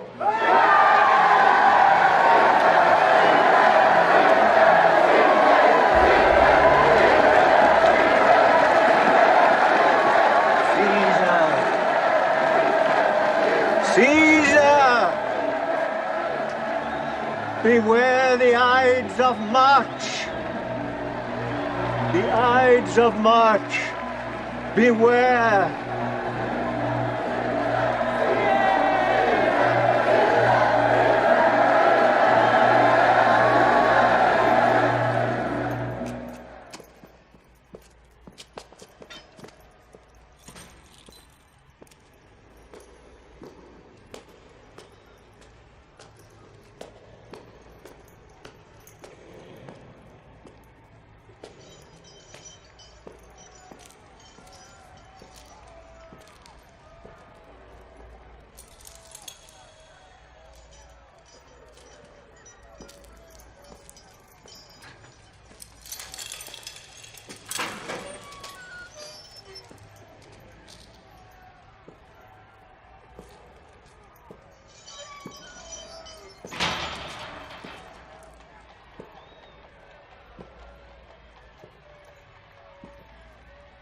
The men and women of Rome are crying out for your head.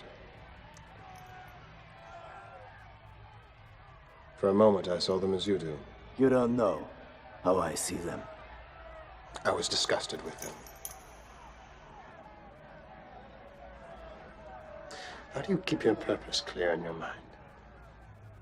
When I met you in your village, I could see that you had your purpose clear in your mind, and it was pure. I can see that it hasn't changed. What did you do to preserve it? You want to know? Yes. I only fight my enemies. You think we are similar, don't you? That's why it pains you to see me die. But we are very different, you and me. I know when it's over, or when what's left isn't worth having.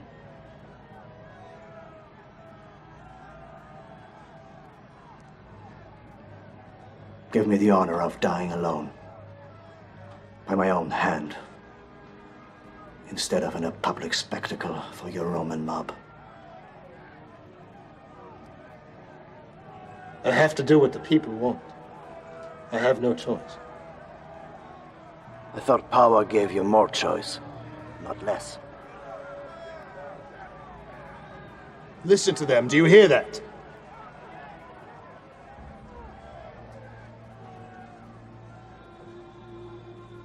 I don't hear anything anymore but the voices of our women and our children in Elysia.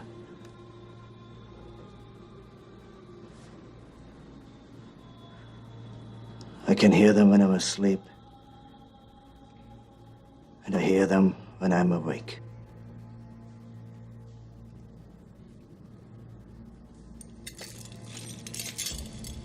For pity's sake, give me a sword.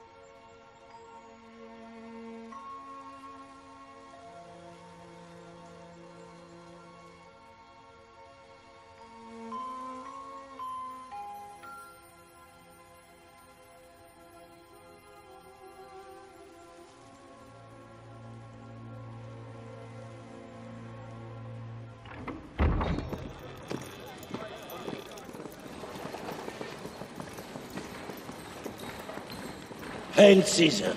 Hail Caesar! The ranks here are depleted. My men will be joining you.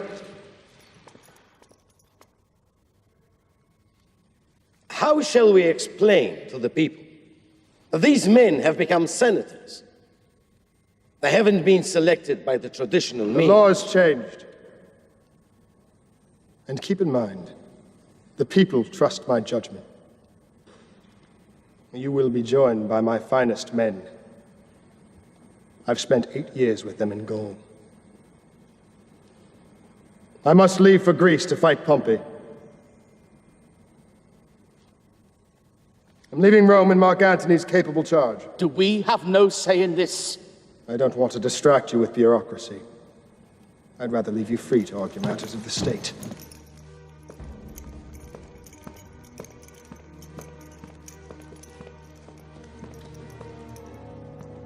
Do you think there will be blacklists? There won't be any lists. Sulla killed his enemies. I forgive mine. Good day to you, gentlemen.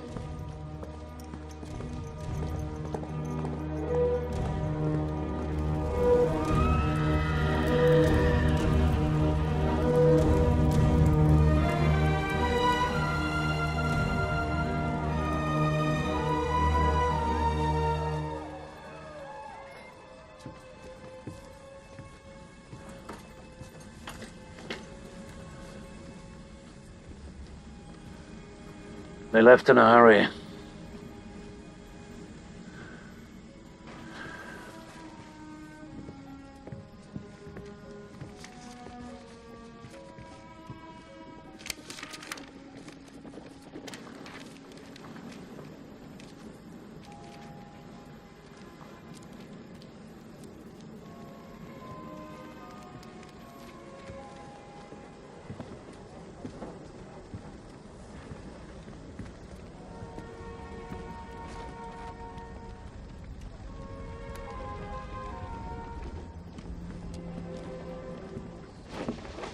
Attend to Caesar!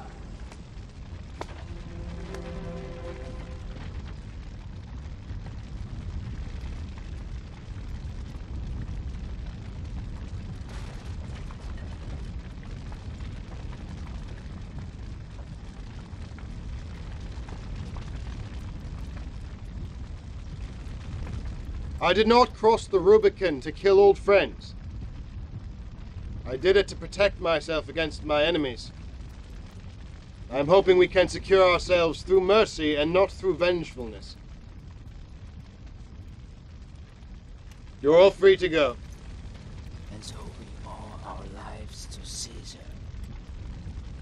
Did you say something, my old friend? I thought I heard you speak. I'm grateful for your clemency. Brutus, come dine with me.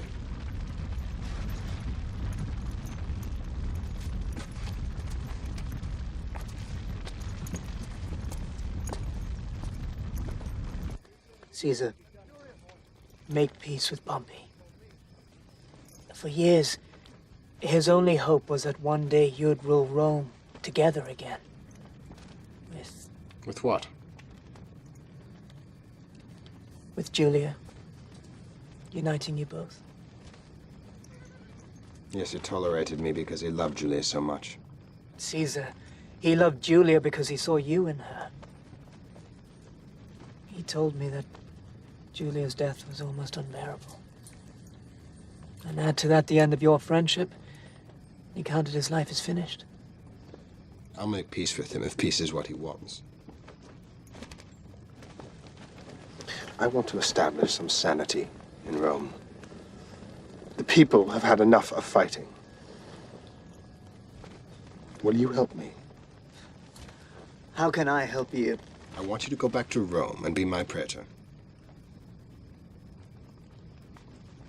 If peace is what you want, then it'll be my honor to serve you.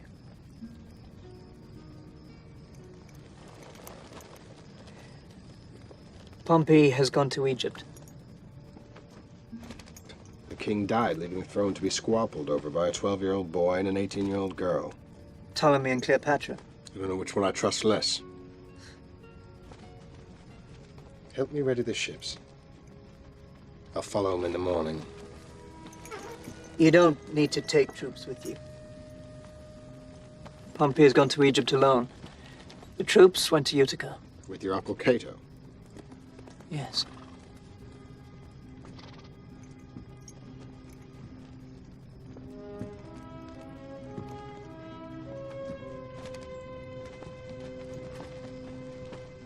Trust me, Brutus. Whoever wants peace will have it.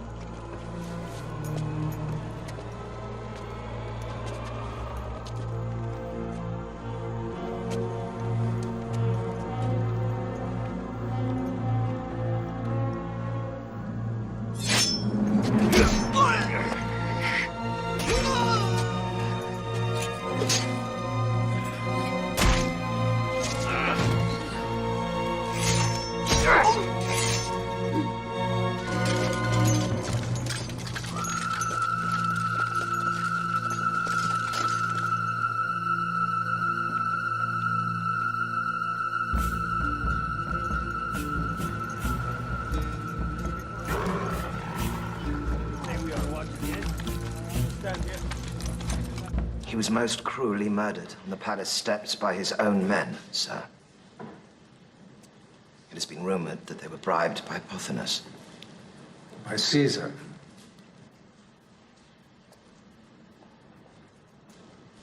There's only one enemy left.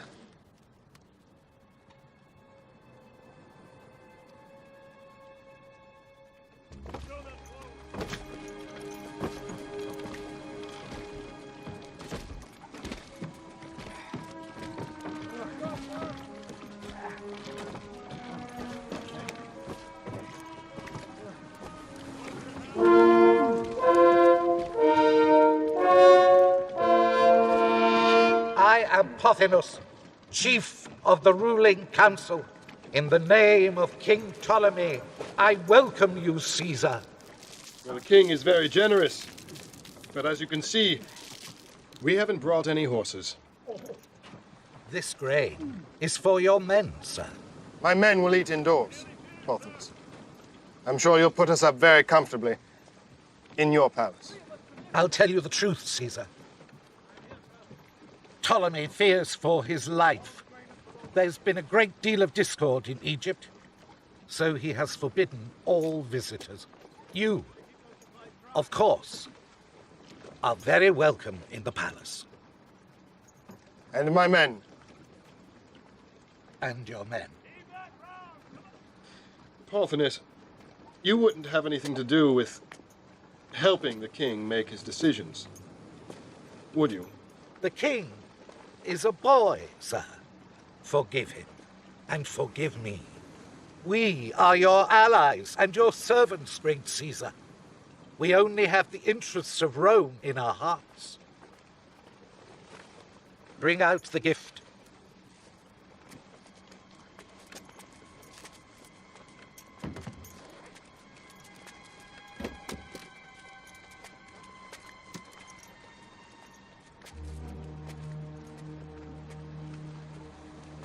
This is Pompey's ring. Where is he?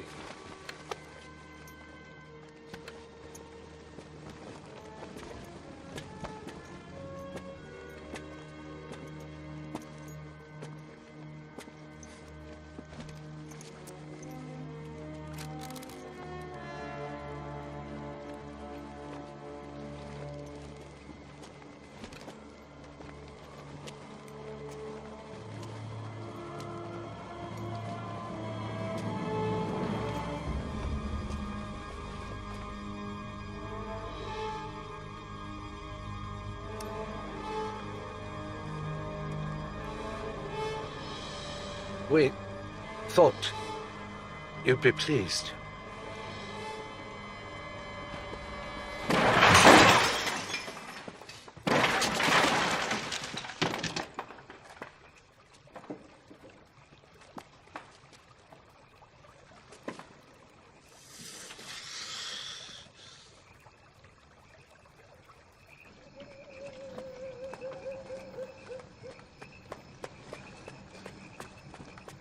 Excuse me, Caesar.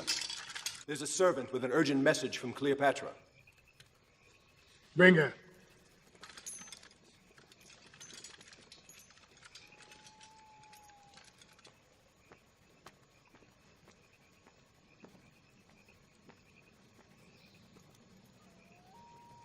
If you want to hear the message, you'll have to dismiss your guard.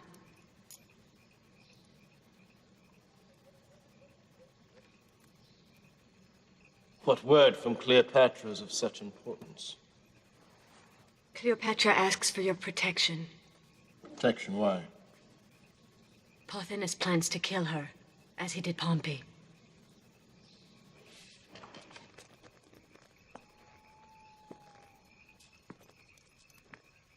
Is that why you're disguised as your own servant, Cleopatra?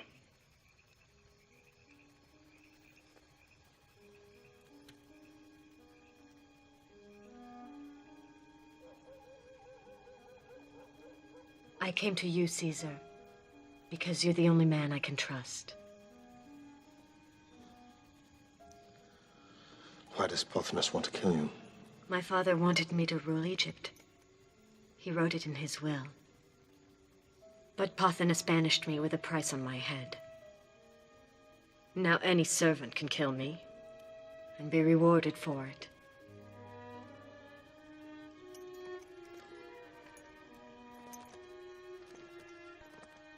Caesar,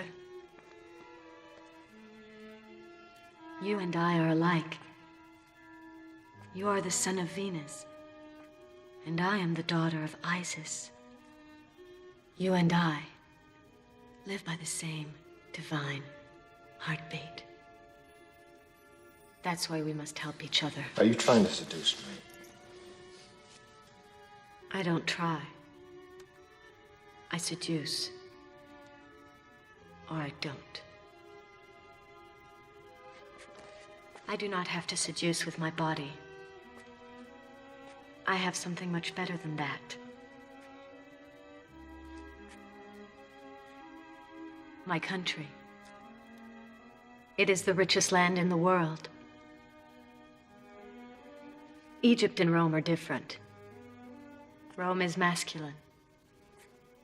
Egypt is feminine. Rome is sunlight. Egypt is twilight. But it's not part of Rome. Not yet. Make me queen, and East and West will be united. We will be God and Goddess, ruling the world.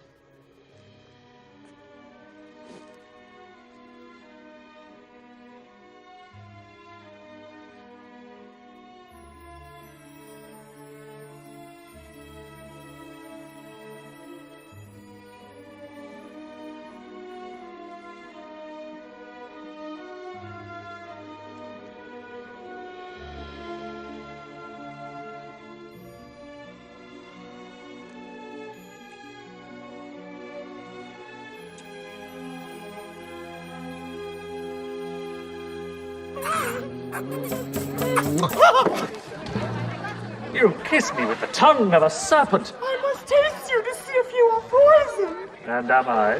No, but I can taste gall. Will you stay with me in Egypt, Caesar? What does Egypt have to offer that Rome does not? Have you heard of the Fertile Crescent? Is it a region down below? Indeed it is. What grows there? I believe the region fertile enough to hatch a king. If you doubt it, try planting something there. Only promise me one thing. When you return to Rome, you must be faithful to me. But I'm married. I've already been unfaithful with you! What's faith in marriage compared with faith in politics? In marriage, you give yourself to a woman. In politics, you lie like several! You think that her influence is evil? No one is more ambitious than she is. And she'll do anything to achieve her ends. Some say she's a witch. I think you've been skulking too long in the dark. If Caesar wanted to be king, would you prevent it? He doesn't want the crown. What if he did? Of course, I'd do anything to keep the kings out of Rome. At least with Sulla, the tyranny ended with his death. With a king, the ring can be passed on to a son, and to another son forever. Our ancestors knew too well what that was like. And your ancestors fought to send the kings outside the city gates and would stop at nothing to free Rome from them. And so would I. That's what we hope to hear you say. Is this just conjecture? I've heard nothing about this except from you. They're all talking about it. Brutus. They say there's nothing between him and the crown but Cato, your uncle. Caesar promised me that he would never kill Cato. Do you think Caesar's incapable of breaking a promise? And is it worth trying him in a matter of such urgency? If Cato is killed, and Caesar wants the crown, then I'll be the first to oppose it. But I will not prepare myself against him until there's proof.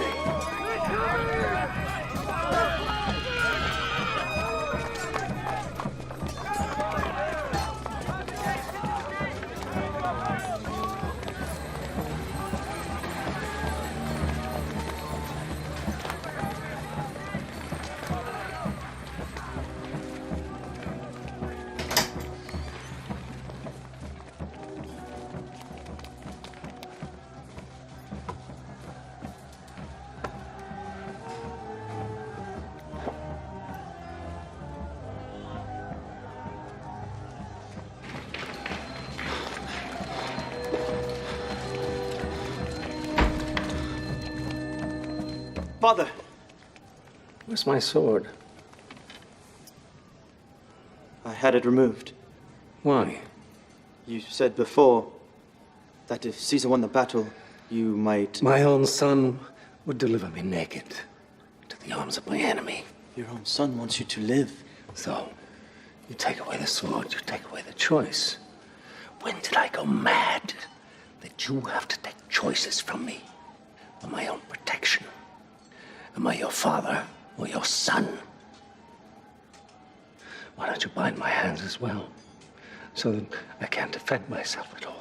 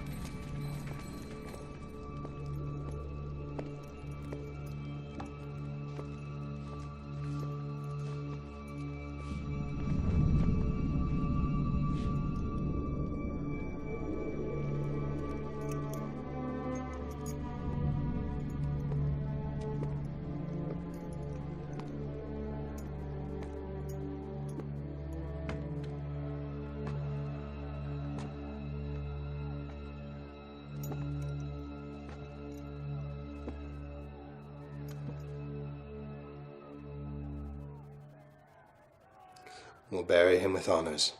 I'll bury him myself. Let the state celebrate his life. Which state? Rome? The Rome of Caesar? To accept your honors would defile my name. And on behalf of my father and my family, I decline. Now I'm asking you to leave this room.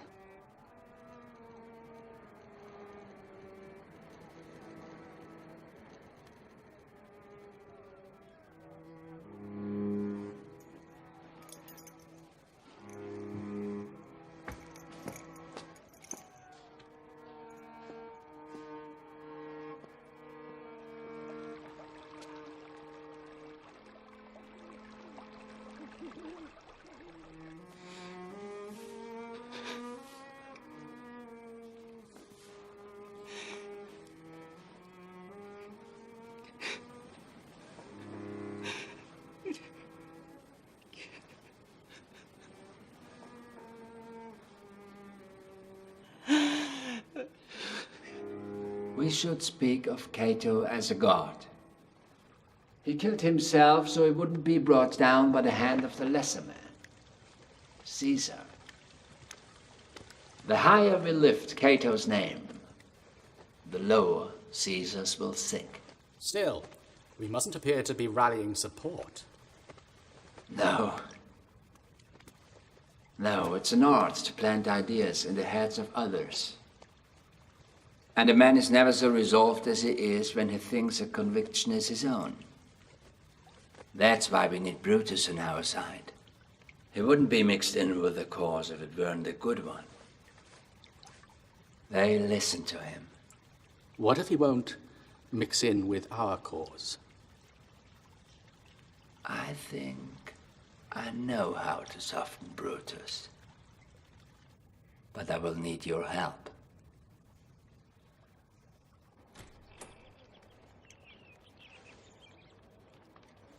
There's no peace in the world like in my house.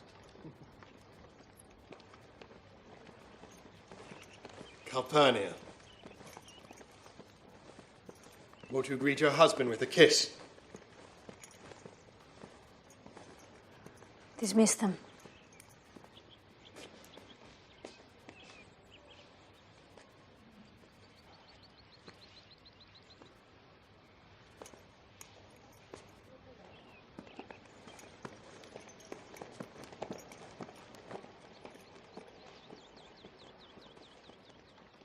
Cataman returned to his home and expect a warmer mood from his wife.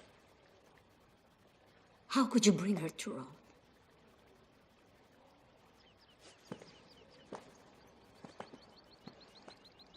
It was for the good of the state. Cleopatra rules a large part of Africa. And all of you. No one rules me, Calpurnia. Not Cleopatra, not even you.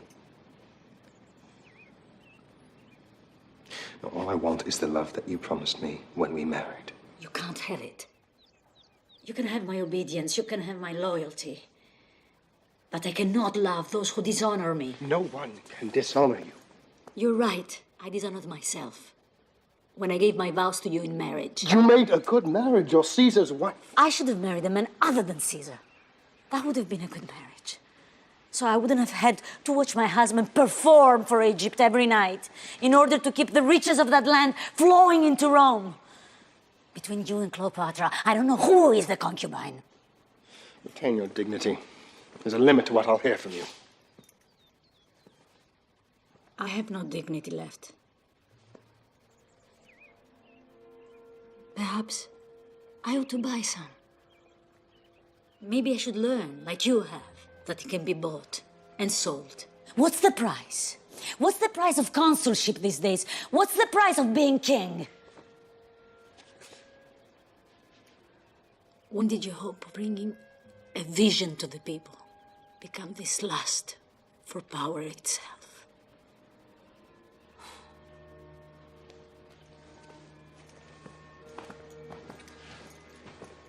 Was it when Julia died?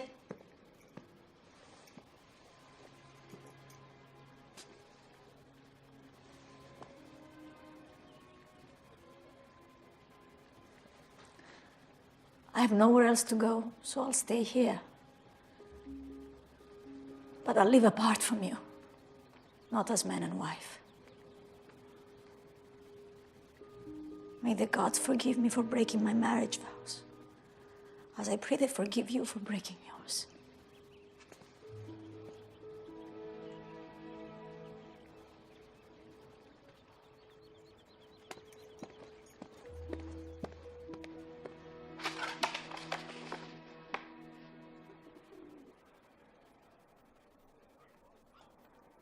You're an early riser, Brutus. So are you. Lately I am. I couldn't sleep last night, worrying about the honor of your name. Do you know something about these? I know the writing, but don't ask me who wrote them. Minds change quickly in these troubled times, and I'd hate you to forever doubt these men. Oh, Brutus, I've done my best to persuade them that you're a man of honor. Though you wouldn't pledge to keep Caesar from becoming king. I gave you my pledge that I'd oppose him in the Senate. Huh. But some among us feel that to oppose a man like Caesar with words is the same thing as handing him the crown. I tried to use words before a sword, Cassius. Just as I tried to use reason before passion. People say calling on reason before passion can lead to idleness. And sometimes action is required. But I know you're a decent man, and that your meek and gentle nature is how you feel you best serve the good. I'm not gentle in defending my beliefs. But you have given me no proof that Caesar will demand the crown. Do you plan to be at the Senate at the Calends of March? No, I'll be here. They say that on that day Caesar will move that he be made king. I will come if I am sent for. This is what they mean. People say that this is weakness, to come when you are summoned and at no other time, to accept the favors of a tyrant like Caesar. He spared my life. And took the life of Cato, your wife's father, who treated you like a son.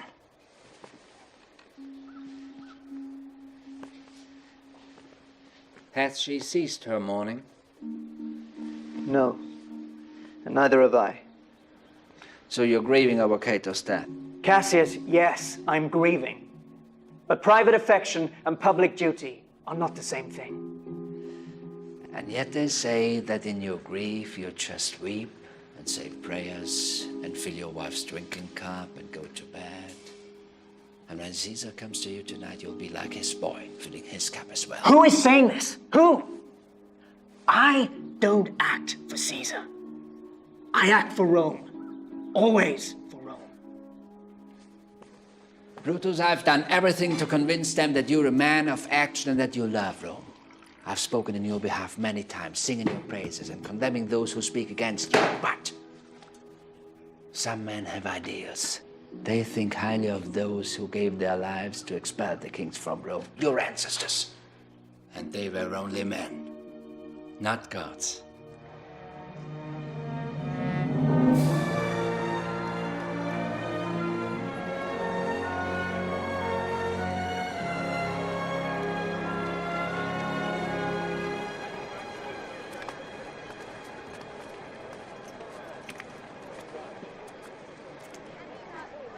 Please don't stay.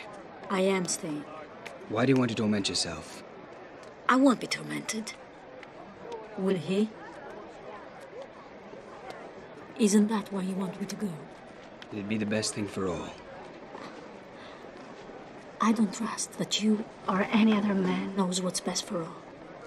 I will take my seat. A woman has the right to see her rival, doesn't she? Calpurnia! Portia. So good to see you.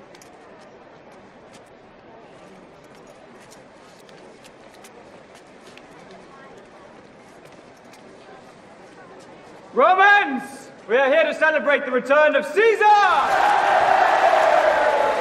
His return, not only with Her Majesty Cleopatra, but with Egypt itself, for he has transformed the richest land in the known world. It is now not only Egypt, it is Egypt, and it is Rome!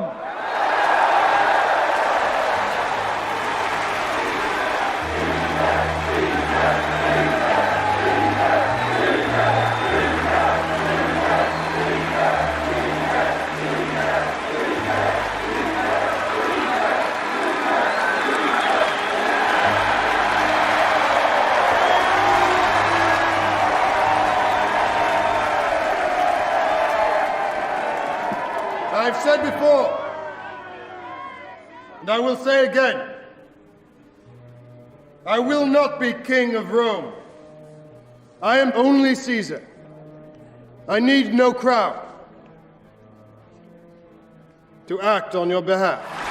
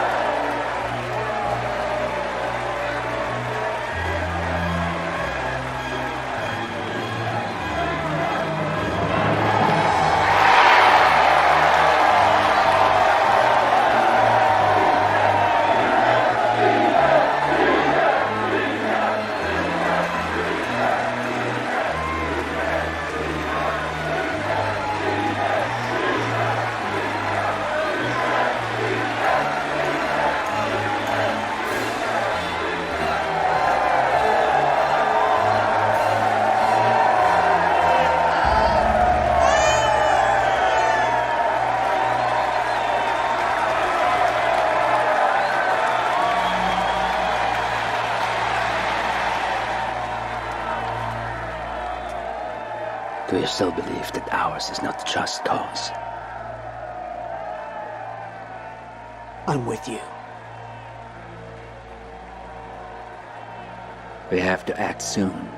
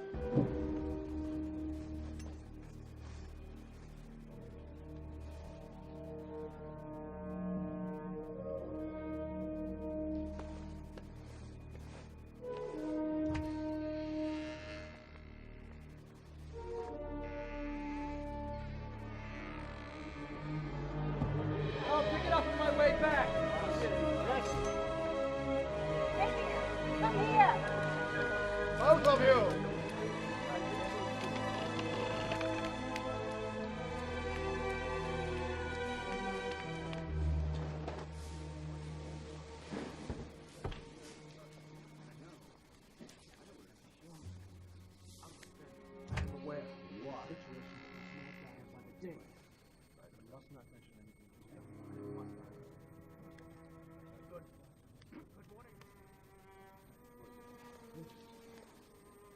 will wait until Caesar brings the Senate to order.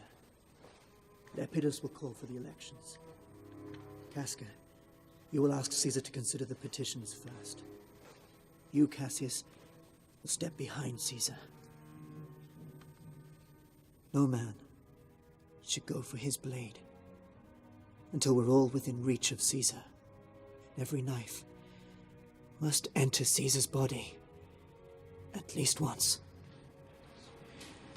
If we fail,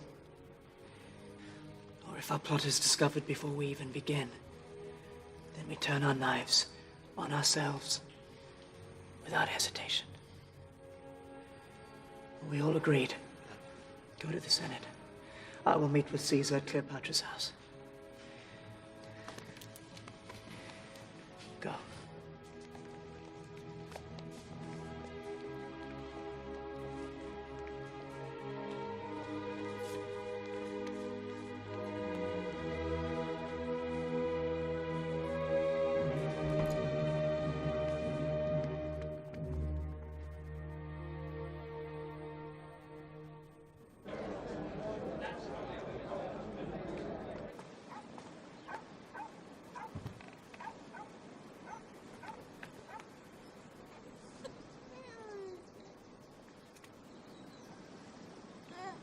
Brutus,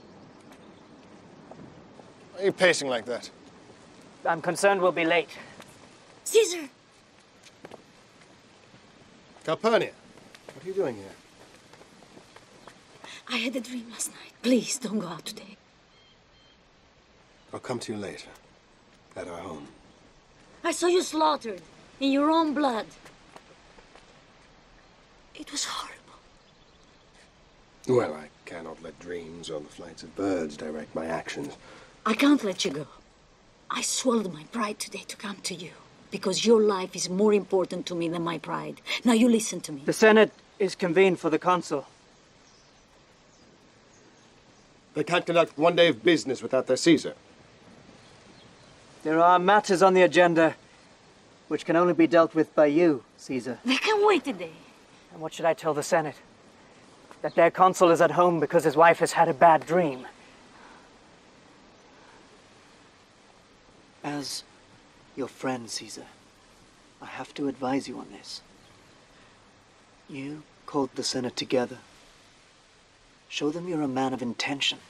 Meet with your Senate. They're waiting for your guidance.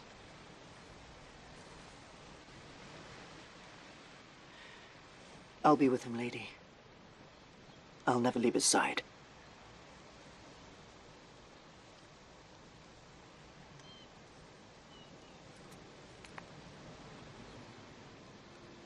I'll come to you later.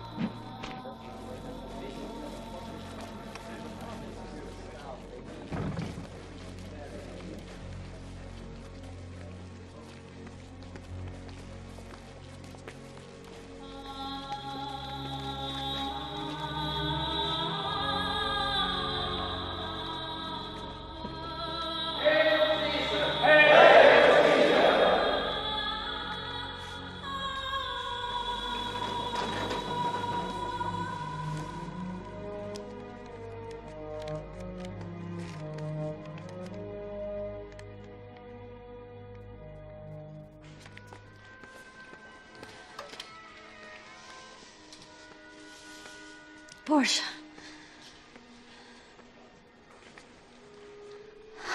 I'm not fit to be alone today.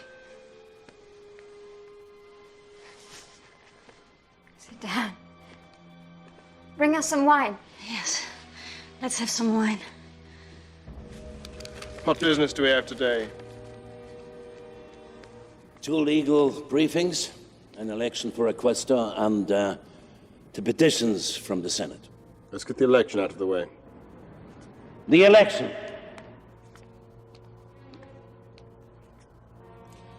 I move we Take the petitions first. Called for the election. The election will commence. But Marcus Octavius, who is running for the office, is not yet here. Petitioners, then. Approach!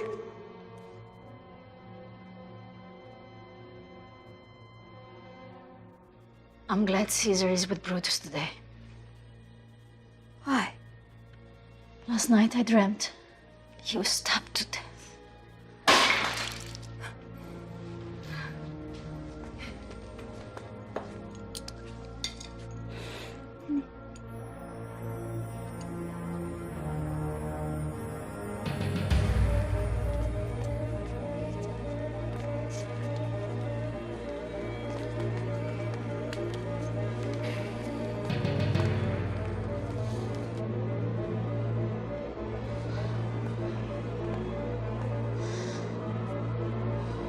Brutus.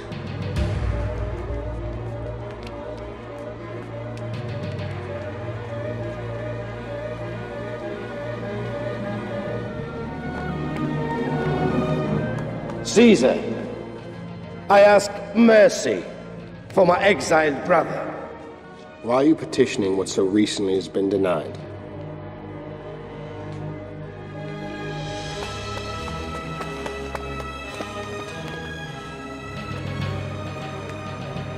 Who is the next petitioner? I want to ask mercy for my father, who has been put in jail. I ruled your father be in prison, and my word is law. Old man, you said some ill would befall Caesar on the Ides of March. Well, nothing has happened yet, though the Ides have come. They have come, but they've not yet gone.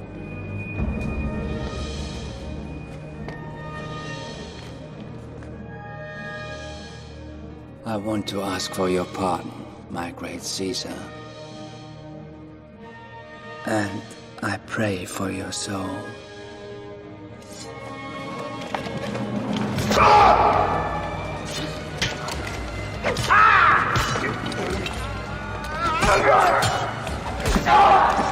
Stop it! Caesar!